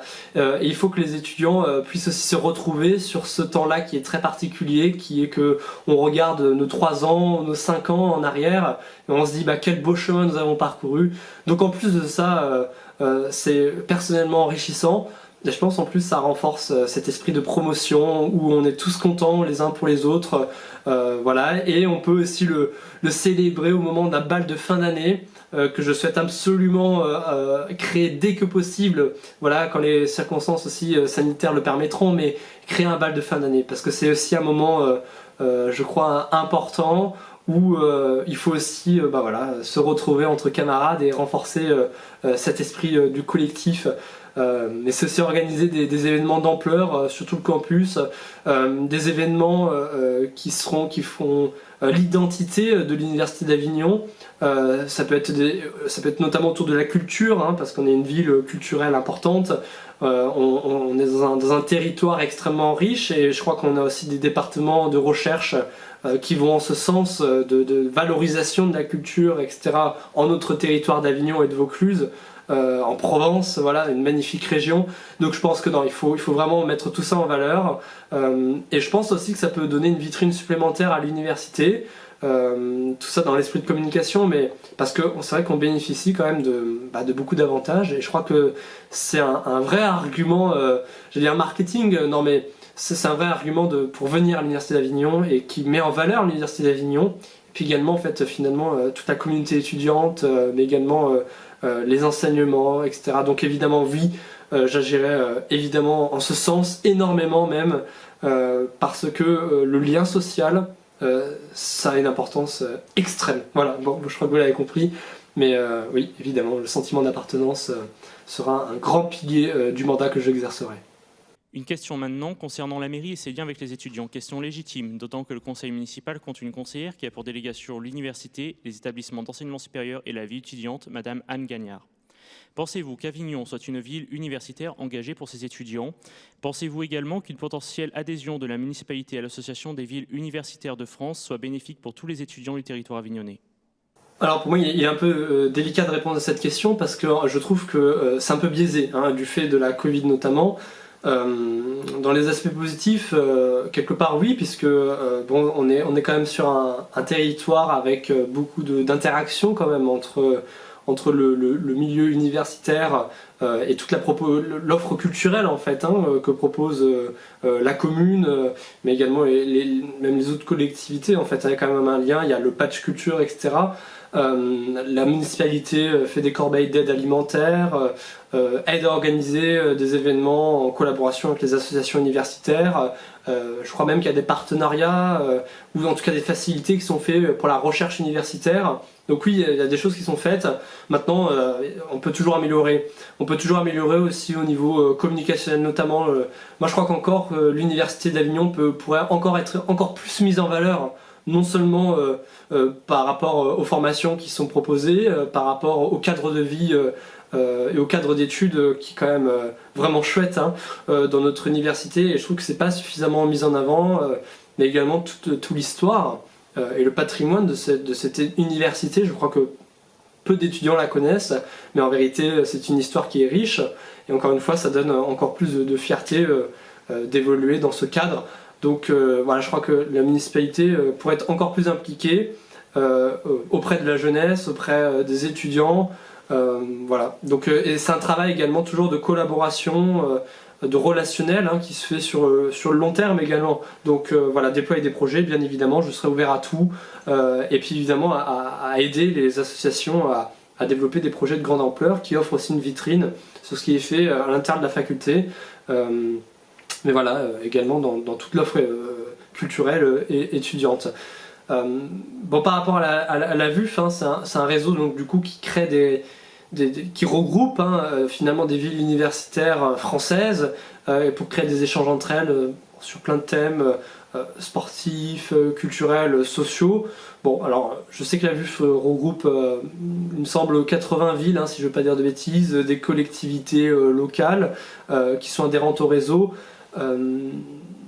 Justement pour être inclus dans les échanges, etc. Mais je pense que ça peut être un moyen pour une ville universitaire de partager ses pratiques et ses projets, ou organiser des colloques, des événements permettant des échanges et des bonnes pratiques entre les universités. Ça impulse aussi des projets communs, hein, pourquoi pas. Donc tout ça, oui, c'est très chouette. Donc je vois pas oui, je vois pas pourquoi ça poserait problème d'aller s'inscrire dans cette charte, enfin dans cette espèce de charte, en tout cas de participer à ce réseau-là, parce que je pense que ça peut apporter des choses. Maintenant, des fois, signer une charte ou s'inscrire dans une dynamique, des fois, c'est pas forcément toujours porteur de beaucoup de fruits, ou même les labels, etc. Bon. Mais effectivement, moi je suis pas du tout fermé à quoi que ce soit. Donc si c'est possible, si ça peut apporter des choses à notre communauté, à notre université, bien entendu, je le ferai sans hésitation. Voilà, donc je suis encore très ouvert à ça. Voilà. Oui, évidemment, je le crois. D'autant plus que vous venez de citer une personne, Madame Anne Gagnard, avec qui j'ai énormément travaillé quand je présidais Interasso Avignon, qui est une personne, je crois, vraiment sincère et qui a envie de faire le maximum pour les étudiants, mais c'est clair que sur certaines questions, il ne faut pas se mentir, il faut aller plus loin, et même la mairie reconnaît qu'il y a des points où il faut aller un peu plus loin. Alors oui, moi je le crois que c'est une ville engagée pour ses étudiants, c'est quand même la municipalité qui nous permet de faire la JAE chaque année, qui est un succès. La deuxième année où c'est vraiment un succès, où là il y a eu un record de participation, presque 700 personnes, voire plus. Je ne compte même pas la Typique Festival où là, il y a eu quasiment 1000 personnes. J'en ai pas parlé sur la lutte contre la précarité, mais Interasso Avignon organise depuis septembre 2020 des distributions de paniers alimentaires. Là, actuellement, c'est plus de 2000 paniers qui ont été distribués à des étudiants qui sont en difficulté. Et ça nous est possible parce que la mairie nous attribue le local, la caserne des pompiers, à titre gratuit. Donc voilà, on ne peut pas dire que la municipalité ne fait rien ou n'est pas engagée. Mais c'est clair qu'il y a des points où il faut qu'on aille plus loin. Et moi, j'aurais à cœur de travailler très facilement avec Anne Gagnard, qui est une personne que je connais, je le dis honnêtement, que j'apprécie énormément. C'est une personne vraiment sincère. Et je suis sûr qu'on arrivera à faire bouger quelques lignes, notamment la question du logement, on en a parlé, et l'encadrement. La question de la vie universitaire, on peut aller plus loin sur certains projets, dynamiser, etc. Et quant à votre question sur la FUV, alors moi je me suis renseigné honnêtement, hein, je les connaissais de nom. Ce qu'ils font est quand même assez intéressant, d'un point de vue aussi sur la mobilité, la santé, le logement. Ils proposent des choses très intéressantes. Il y a beaucoup de villes universitaires qui y adhèrent. Et moi je regarde toujours une chose. Je regarde qu'est-ce qui avantage notre établissement, les étudiants, les étudiantes, qu'est-ce qui ne l'avantage pas. C'est sûr que s'il y a adhésion à la FUV, il doit y avoir, il faut qu'il y ait une discussion plus large dans l'université en général, par ses conseils centraux, que ce soit discuté, qu'on évalue, est-ce que c'est pertinent, est-ce que c'est pas pertinent, quel risque peut-il y avoir, quel avantage, bénéfice, etc. il peut y avoir. Si c'est dans une démarche de positif, pour améliorer notre attractivité sur les sujets que je viens d'évoquer, et notamment je sais qu'ils travaillent énormément sur l'aspect culturel dans les villes universitaires, et nous on a quand même des choses à dire dans notre ville qui est reconnue pour ça. Si c'est bénéfique, c'est avantageux et que ça nous aide à avancer sur beaucoup de thématiques, pourquoi pas? Il faut juste bien évaluer tout ça, en discuter avec la gouvernance de l'université, évaluer tout ça, et puis il ne devrait pas y avoir de soucis. Mais il faut toujours regarder, évaluer les avantages, risques, etc. Merci messieurs pour vos réponses fournies à nos questions. Nous passons désormais aux questions des étudiants qu'ils ont eu la possibilité de nous poser via le Google Form. Parmi elles, 3 questions ont été sélectionnées pour leur pertinence et parce que le sujet n'avait pas été traité par nous auparavant. Pour rappel, les candidats n'ont pas eu accès à ces questions avant le débat. Nous commençons avec la première question. La première question posée par un étudiant ou une étudiante est: quelles sont les mesures que vous comptez mettre en place concernant l'écologie? Moi, c'est très simple. Je veux bien que vous compreniez une chose par rapport à ma candidature. Moi, j'essaie de porter une vision avec des propositions globales. Vous aurez le programme en temps et en heure et vous pourrez y constater dessus. Ensuite, en fonction des objectifs, moi j'ai la responsabilité, si je suis élu, de faire en sorte de m'entourer des personnes qui connaissent bien les sujets pour les traiter. En l'occurrence, sur l'écologie, vous avez une association qui s'en occupe très très bien, qui sait de quoi elle parle, c'est l'association OB. Dans cette association OB, il y a un collègue qui est élu avec moi à la CFVU, il s'appelle Julien, et qui a développé un projet de fresque du climat. Moi, je reprendrai son projet en intégralité, où il prévoit une rentrée climat avec une fresque qui a pour but de sensibiliser autour de la transition écologique. C'est un projet global qu'il me faudrait 10 minutes facile pour exposer. Moi, je voudrais qu'on mette aussi en place, donc je reprendrai son projet, il m'a autorisé à le faire, je ne l'ai pas volé, j'appliquerai son projet de fresque du climat. Il y a aussi un objectif de revitalisation des campus, un objectif d'équiper les étudiants en début d'année de cendriers de poche pour éviter qu'ils jettent les cigarettes par terre. J'aimerais bien aussi faire de ce qu'on appelle les débats participatifs avec des cendriers participatifs, où en gros vous avez des gros cendriers et pour rigoler on vous met un petit truc fun. Par exemple, on vous met dans un cendrier OM dans notre PSG. Et bien ensuite vous finissez vos cigarettes. J'encourage évidemment personne à fumer, mais bon, après, s'il y en a qui n'arrivent pas à s'arrêter, je le comprends, moi le premier, je vais être honnête avec vous. Mais vous votez OM ou PSG, et donc ça évite que vous jetiez les cendriers par terre, et vous pouvez les mettre directement dans les cigarettes par terre, pardon, vous les mettez directement dans le cendrier participatif, et ça vous évite de polluer par terre. Il y a aussi, j'aimerais bien qu'on mette en place des poubelles de tri partout, alors aussi bien au Crous que partout dans l'université pour trier les déchets. Et enfin, j'aimerais beaucoup qu'on développe, alors c'est peut-être pas une question directement liée à la transition écologique, mais ça a peut-être du sens ce que je vais vous dire. Il faut aussi qu'on nous transmette les connaissances autour de la transition écologique. C'est-à-dire que dans les maquettes, il y a très peu de licences qui enseignent ça.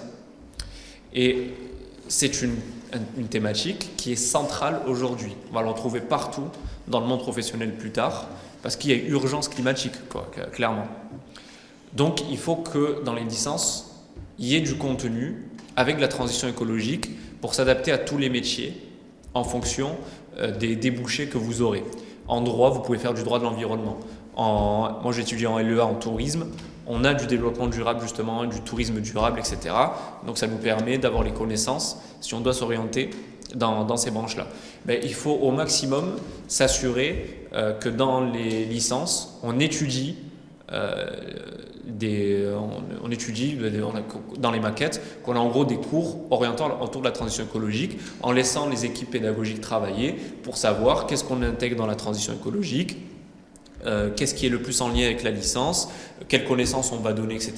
Mais il faut que ce soit présent et qu'on l'étudie au maximum dans nos licences. Mais pour ça, il faut développer notre recherche universitaire parce que pour avoir plus de transition écologique dans les maquettes, il nous faut forcément des enseignants qui sont en capacité de transmettre les connaissances et qui s'y connaissent dans ces thématiques. Donc il faut en faire en sorte de former le maximum de gens possible qui viennent dans notre établissement pour étudier, leur faire de la place en libérant de l'espace dans les maquettes pour qu'ils viennent nous enseigner, etc., etc., etc. Donc il y a à la fois des objectifs de sensibilisation, des objectifs à mettre en place avec les poubelles de tri, cendriers, etc. Et en même temps, il y a la partie transmission des connaissances et réussite académique autour de ces thématiques-là, c'est-à-dire que dans nos licences, on puisse étudier tout ce qui est en lien avec la transition écologique et qu'on nous transmette les connaissances pour pouvoir mieux déjà s'approprier cette thématique, mieux l'étudier en fonction des débouchés qui sont en lien avec nos licences, pour que plus tard, lorsqu'on sera amené à travailler et qu'on rencontrera le chemin de la transition écologique, parce qu'on le rencontrera dans pratiquement tous les métiers, on puisse être formé et qu'on puisse en sortir quand on sera inséré. Alors concernant cette question de l'écologie, qui est une question évidemment inévitable, j'ai envie de dire, eh bien simplement je pense que déjà notre université elle n'est pas si mal logée au niveau environnement, au niveau écologie, parce que il y a eu quand même pas mal de travaux de rénovation, de changements au niveau des lumières, au niveau de l'isolation très récemment, et c'est toujours en cours d'ailleurs. Donc je trouve que notre université, elle prend quand même bien le pas au niveau environnement et écologie, donc c'est quelque chose quand même qui a souligné. C'est surtout quelque chose qui a à poursuivre à la fois en coordination avec les associations étudiantes qui s'intéressent à ces problématiques, et je pense que ça peut être également force de proposition, et je pense qu'en fait il faut carrément qu'il y ait des étudiants ou des personnels qui soient spécifiquement engagés autour de cette problématique-là et activement, régulièrement, quotidiennement même j'ai envie de dire, parce qu'évidemment c'est quelque chose sur lequel il y aura toujours du travail à faire, et donc oui, l'écologie c'est évidemment important. Voilà, et c'est quelque chose que je pousserai évidemment dans mon mandat. Et ce travail sur l'écologie, il passera évidemment par la mise en place de journées de sensibilisation, d'information, toujours. Il faut toujours beaucoup de médiation et d'explication également. Mais il faut également des actions et pourquoi pas l'installation aussi de nouveaux systèmes écologiques, de recyclage au niveau de la restauration universitaire, un meilleur aiguillage, une meilleure signalétique également pour informer. pourquoi pas mettre des cendriers, de vrais cendriers, ou en tout cas en mettre un peu plus, également comme les poubelles, même si je pense qu'on est quand même pas mal doté. Après, il y a toujours beaucoup à faire, et je pense que créer un conseil assez régulièrement, qui se réunira assez régulièrement pour évoquer toutes ces problématiques écologiques et pour être force de proposition pour la faculté, parce que je pense que c'est quelque chose qui doit aussi évidemment rentrer dans le budget, et puis finalement il y aura un retour, un feedback positif sur ce budget, puisque je pense qu'en faisant attention à l'environnement et à l'énergie, on en fait aussi des économies. Voilà, et cet argent, on pourra le réutiliser ailleurs, pourquoi pas, et c'est toujours utile. Que pensez-vous des propos du président de la République à la clôture du 50e anniversaire de la conférence des présidents d'université le 13 janvier, dans lesquels, je cite, « On ne pourra pas rester durablement dans un système où l'enseignement supérieur n'a aucun prix pour la quasi-totalité des étudiants, où un tiers des étudiants sont considérés comme boursiers et où, pour autant, nous avons tant de précarité. Et une difficulté à financer un modèle plus financé par l'argent public que partout dans le monde. Partagez-vous ce constat du président de la République ? » Alors sur les propos d'Emmanuel Macron, moi je préfère rester un tout petit peu à distance pour le moment, parce qu'on n'a pas finalement tellement d'informations et de renseignements sur ce qu'il souhaite faire, sur le vrai fond de sa pensée, même si effectivement on est aujourd'hui dans un système qui a quand même beaucoup aidé l'université.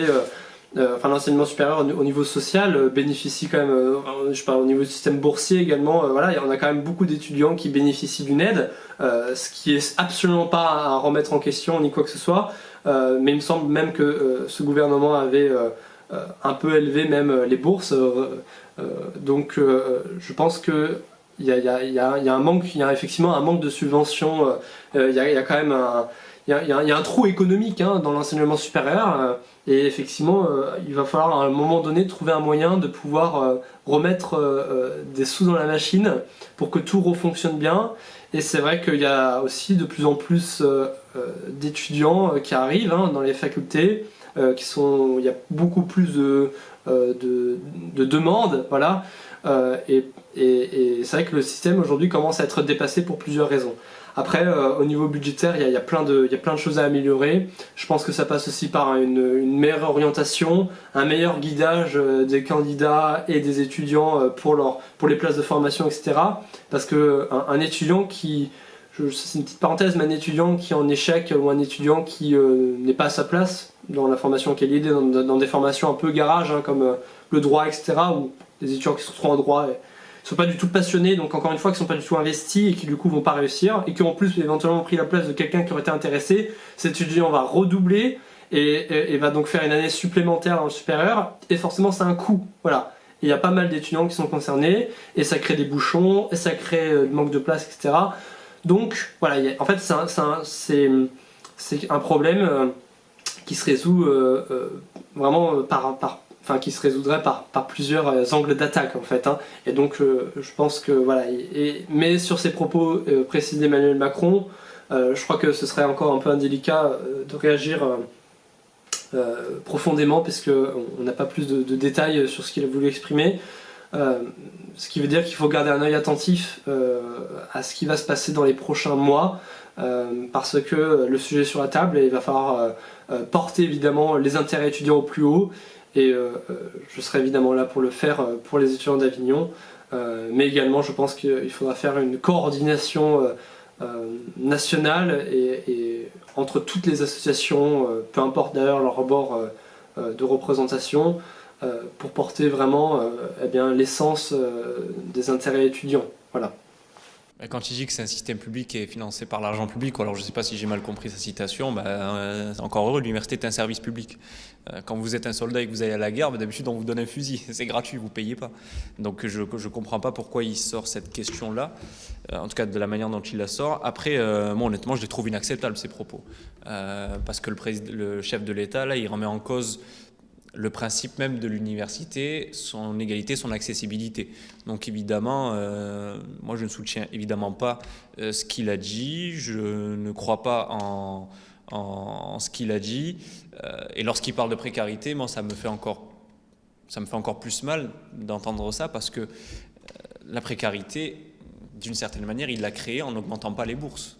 Je veux dire, c'était quand même une promesse de campagne de réformer le système de bourse et il l'a pas fait. Alors il doit avoir ses raisons, mais derrière il ne faut pas insister en disant qu'il y a beaucoup de précarité et que donc il faut revoir le modèle. Non, justement, il faut revoir le modèle parce que justement il y a beaucoup de précarité et que du coup il faut répondre aux questions qui sont mais pourquoi les étudiants sont en précarité, où est-ce que ça bloque, quels sont les besoins, hop, comment on finance. Donc non, inacceptable pour ma part. Remise en question totale du principe de l'enseignement supérieur, en tout cas des universités. L'enseignement supérieur n'est pas gratuit, je le rappelle, on paye des frais d'inscription, même quand vous êtes boursier vous payez quand même une partie, donc c'est pas gratuit, vous ne payez pas zéro sauf si vous êtes exonéré. Mais ça montre une chose, c'est qu'il faut être vigilant maintenant. On sait que sur la table va venir le sujet de l'accès à l'enseignement supérieur et de son prix. Donc il faut s'opposer.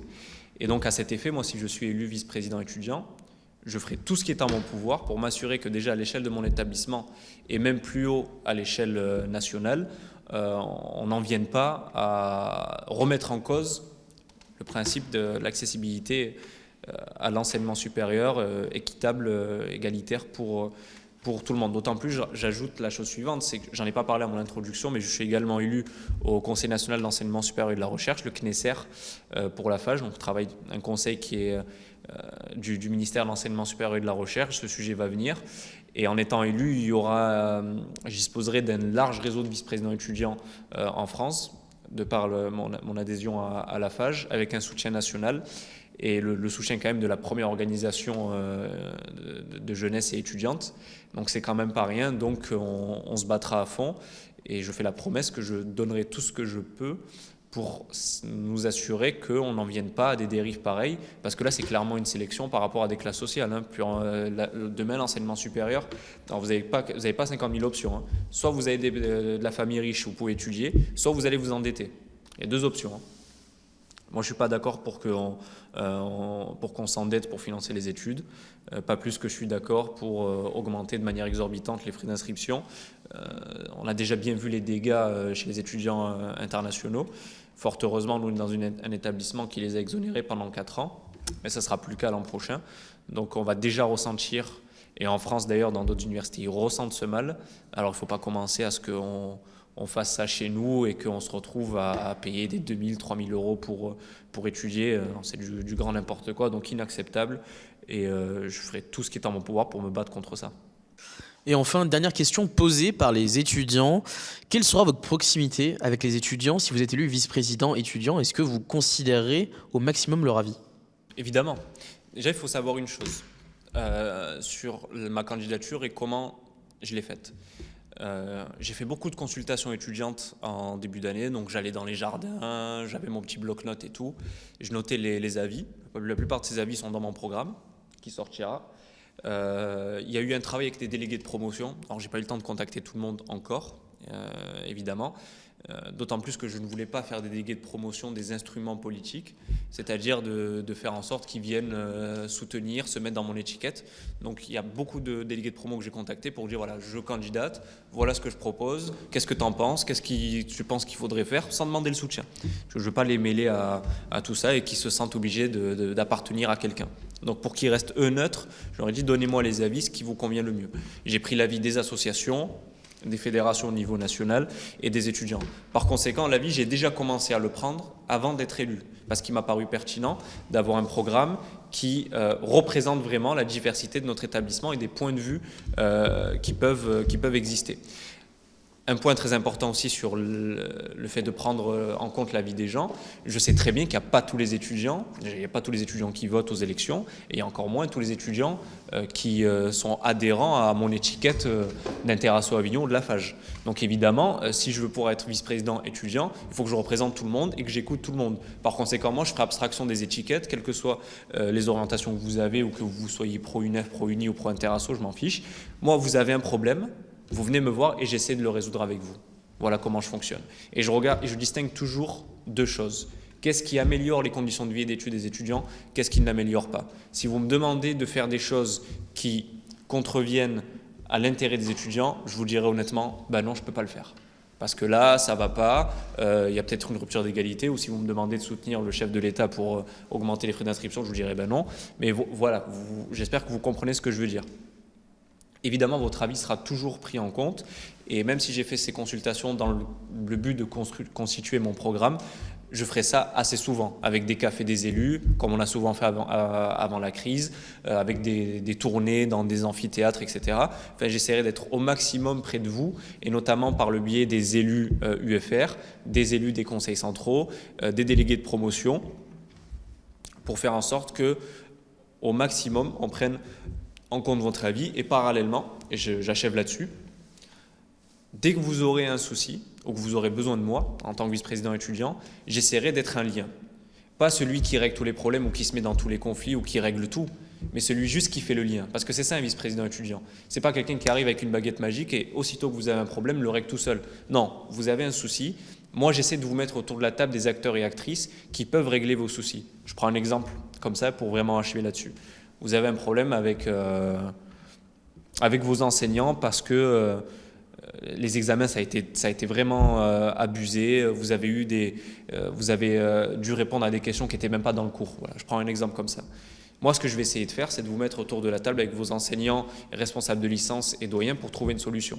En faisant le lien, en disant, bon, là, il y a eu un souci avec ces étudiants-là, je suis vice-président étudiant, je souhaite qu'on ait une réunion juste pour en discuter et trouver des solutions, pas taper dedans, parce que ça, c'est contre-productif. Mais échanger, discuter, donner des arguments et trouver des solutions. Voilà comment je serai, et voilà comment je me comporterai, et j'écouterai tous les avis, bien évidemment. Parce que c'est grâce aux avis étudiants que je suis là où je suis aujourd'hui. Hein. C'est parce que vous avez fait des élections, vous avez participé, que j'ai pu être sur les listes, que j'ai pu ensuite prétendre à être vice-président étudiant, que j'ai été soutenu par les associations. Alors cette question, elle est amusante parce que la réponse ne peut être que dans un sens, enfin en tout cas je l'espère. Non mais évidemment la proximité sera quelque chose qui sera absolument de mise avec moi parce que j'estime que c'est quelque chose, c'est une pierre angulaire en vérité des relations, de la confiance également qu'on peut accorder à quelqu'un. Donc cette proximité sera la plus grande possible. Parce que c'est aussi par la proximité que l'on se saisit des problèmes du terrain, des problèmes que chacun peut rencontrer, et c'est également cette proximité qui permettra l'échange, le dialogue, qui permettra de bien comprendre le problème, et j'ai envie de dire que chaque problème aura sa solution, chaque question aura sa réponse, et si vous n'avez pas réussi à la trouver vous-même, eh bien je vous aiderai à vous orienter vers le bon endroit, à trouver la réponse pour que rapidement vous puissiez être à nouveau dans les bons rails, et puis évidemment à avoir vos retours et en tout cas vos avis sur des décisions qui sera à prendre, parfois qui peuvent être difficiles dans le choix à faire. Et bien évidemment vous aurez cette place importante pour la consultation également, pour savoir si quelle est la meilleure décision à prendre en fait, hein, puisqu'on est là pour vous défendre.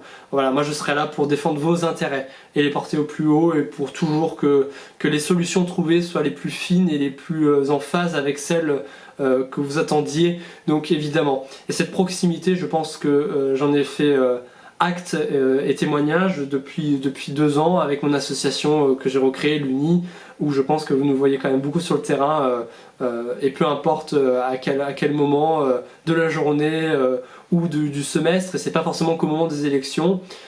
Donc voilà, moi le terrain et évidemment cette proximité, c'est important pour le relationnel, pour le lien, et en étant vice-président étudiant, c'est une qualité qu'il faut savoir mettre continuellement en avant, et évidemment je le ferai sans hésiter, et puis parce que j'aime ça, être proche des gens. Donc voilà, même en temps de Covid, il n'y a pas de souci. Donc voilà, écoutez, voilà, j'espère avoir répondu, mais c'était pour moi une évidence. Comme au début de ces débats, nous vous laissons donc quelques minutes pour conclure vos propos, votre intervention, éventuellement aborder un sujet qui n'aurait pas été couvert par nos questions et les questions des étudiants. Vous avez donc quelques minutes pour faire cela.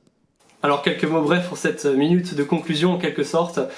J'espère que vous en aurez appris plus sur ma personne, sur mon projet, sur mes intentions. Je suis quelqu'un de très déterminé et de très engagé, ce depuis mes années collège d'ailleurs. J'ai toujours eu à cœur de m'impliquer pour mes camarades, de porter au plus haut leurs intérêts, de trouver des solutions qui soient les plus justes et les plus efficaces. En fait, ça me plaît énormément que de m'investir dans la communauté à laquelle j'appartiens et je veux apporter des solutions à tous ceux qui en auraient besoin. Je veux porter au plus haut la réussite personnelle, académique et professionnelle à venir des étudiants.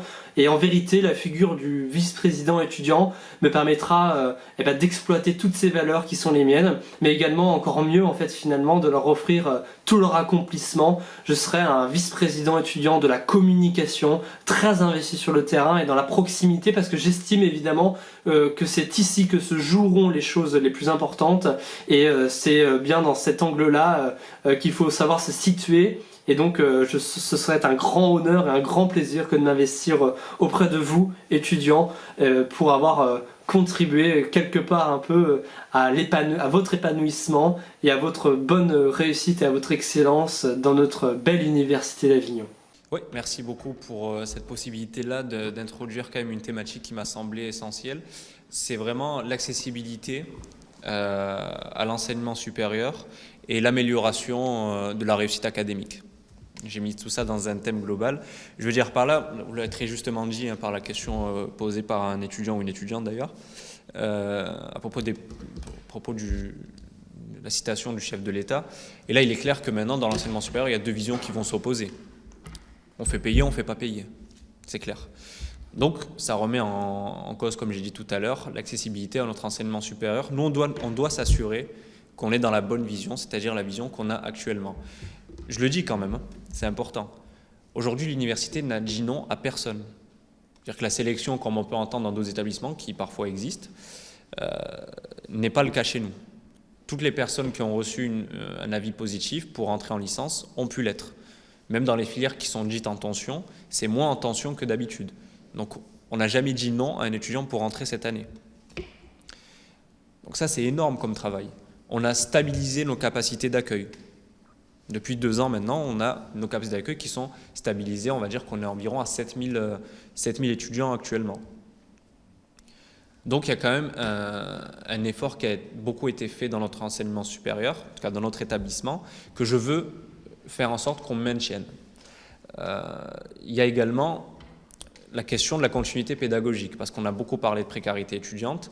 La crise sanitaire a aussi mis en lumière la difficulté qu'on a pu avoir à assurer la continuité pédagogique. Et là-dessus, je ne jette pas la pierre aux enseignants. Il y a toujours eu des dérives. Je ne vais pas commencer à raconter maintenant ce qui se passait, mais nous, on a toujours eu des retours, des mails, machin, où vraiment, il y a des fois, il y a vraiment des enseignants qui ne faisaient pas d'efforts. Mais ça, c'est toujours une minorité de personnes, et je ne veux pas concentrer mon attention auprès de ces personnes-là. Je préfère concentrer mon attention auprès de ceux qui ont fait le maximum pour assurer une continuité pédagogique et leur dire que il va falloir qu'on continue ces efforts-là, parce qu'après la crise sanitaire, on a clairement vu qu'il y avait des difficultés à pouvoir suivre et à pouvoir réussir dans notre établissement. Et c'est la raison pour laquelle il y a un travail aussi à faire dans l'amélioration de l'enseignement supérieur sur la transmission des connaissances et les blocs de compétences et l'amélioration des évaluations. Et c'est un travail en profondeur qui prend du temps. Je ne l'expose pas à cet instant-là parce que c'est très large, mais c'est une thématique sur laquelle moi je vais beaucoup m'impliquer avec les élus de promotion et également les élus centraux et les équipes enseignantes. C'est de revoir un petit peu la manière dont on enseigne à l'université, comment on transmet aussi les compétences, parce qu'aujourd'hui on est beaucoup sur de la connaissance théorique, mais pas tellement sur du bloc de compétences comme c'est écrit dans l'arrêté licence.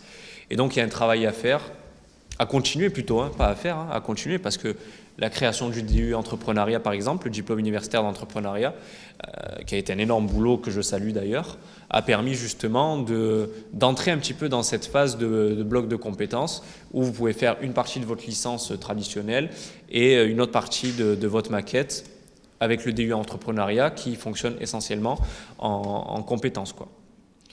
Donc c'est vraiment un chantier sur lequel je vais bosser.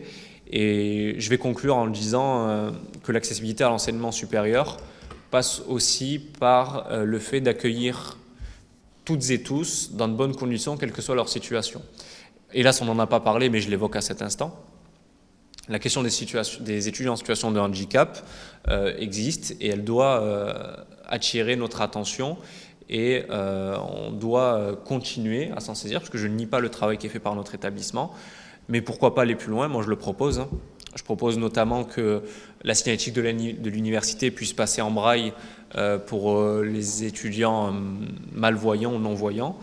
Il y a beaucoup d'étudiants en situation de handicap qui m'ont fait relever la nécessité d'avoir des porte-plateaux Ikea parce que ce serait plus pratique pour les repas du Crous et également d'avoir 2 heures par semaine l'amélioration de l'accessibilité à la bibliothèque universitaire pour les étudiants qui sont en trouble de l'autisme, pour un petit peu limiter le bruit, les nuisances sonores, tout ce qui peut vraiment les gêner pour pouvoir bien étudier au sein de la bibliothèque universitaire. Voilà, mais c'est vraiment, je tenais vraiment à montrer à quel point je tiens à ce que notre enseignement supérieur mette tout le monde à égalité, mais qu'on n'oublie pas ce qu'on y fait, c'est-à-dire qu'on est quand même là pour acquérir des connaissances, des compétences, réussir nos diplômes, tout en ayant une bonne vie universitaire. Et moi, c'est vraiment mes 2 axes. C'est une partie vie universitaire puissante, solide, avec des gens qui ont les moyens de vivent dignement et correctement et ne sont pas obligés de vivre une vie d'enfer pour pouvoir rejoindre les 2 bouts. Et d'un autre côté, qu'on ait des licences qui généralement fonctionnent bien, en corrigeant juste ce qui ne va pas avec les différents élus de promotion, pour avoir des bonnes licences qui fonctionnent bien, dans lesquelles on inclut de la transition écologique, dans lesquelles on inclut du fonctionnement en bloc de compétences pour améliorer nos diplômes et les faire évoluer. Et à cet instant, je vous remercie pour la qualité du débat, la qualité des interrogations et le traitement égalitaire qui m'a été fait. N'en déplaise à certains qui refusent le débat, il n'y a eu aucun traquenard, aucune question piège. Tout a été fait de manière loyale. Je n'ai été en aucun cas en plus consulté sur l'organisation du débat. J'ai été complètement à l'écart. Tout s'est fait dans la transparence. Et nul doute que les étudiants, étudiantes et toute la communauté universitaire qui a pu assister à ces débats saura s'en rendre compte. Donc je vous remercie, messieurs. Merci messieurs pour la qualité de ce débat, merci d'avoir rappelé qu'il a été impartial. Nous avons fait notre maximum avec Geoffrey Mandon pour vous permettre d'avoir un débat de qualité. Nous n'avons favorisé aucun candidat. Pour détendre l'atmosphère et finir sur une pointe d'humour, une question nous a été posée. Pain au chocolat ou chocolatine? Vous dites pain au lait ou laitine? Pain au chocolat sans hésitation. Cela dit, s'il y a des étudiants, des collègues qui sont étudiants de Toulouse ou de Bordeaux, enfin qui sont originaires de là-bas, je les salue, je ne vous juge pas, mais il ne faut pas dire ça ici. Ah oui, la fameuse question traditionnelle qui tue, finalement c'est peut-être la question piège de ce grand débat, non? Du coup, non, bon, mais parce que j'aime l'originalité et un peu le changement aussi, je dirais chocolatine. Puis parce que aussi ma plus proche amie est toulousaine, alors je crains que si je répondais autre chose, ma relation serait mise en péril, quoi. Voilà. Effectivement, et de toute façon, il n'y aura pas de stigmatisation de ces étudiants. Et bien, on est ravis de le savoir. Votre réponse n'aura évidemment aucune répercussion sur votre programme politique. Cette question conclut notre débat. Merci messieurs pour ce débat. Merci Geoffrey. Et merci à vous qui nous avez suivis durant cette retransmission en direct. Nous espérons qu'elle a contribué à vous présenter les candidats et qu'elle contribuera aux électeurs du conseil académique le 27 janvier prochain de voter le nouveau vice-président étudiant. Vous pourrez évidemment retrouver ce débat en intégralité sur notre chaîne YouTube, vous pourrez le partager autour de vous et nous attendons vos remontées. Bonne soirée à vous tous.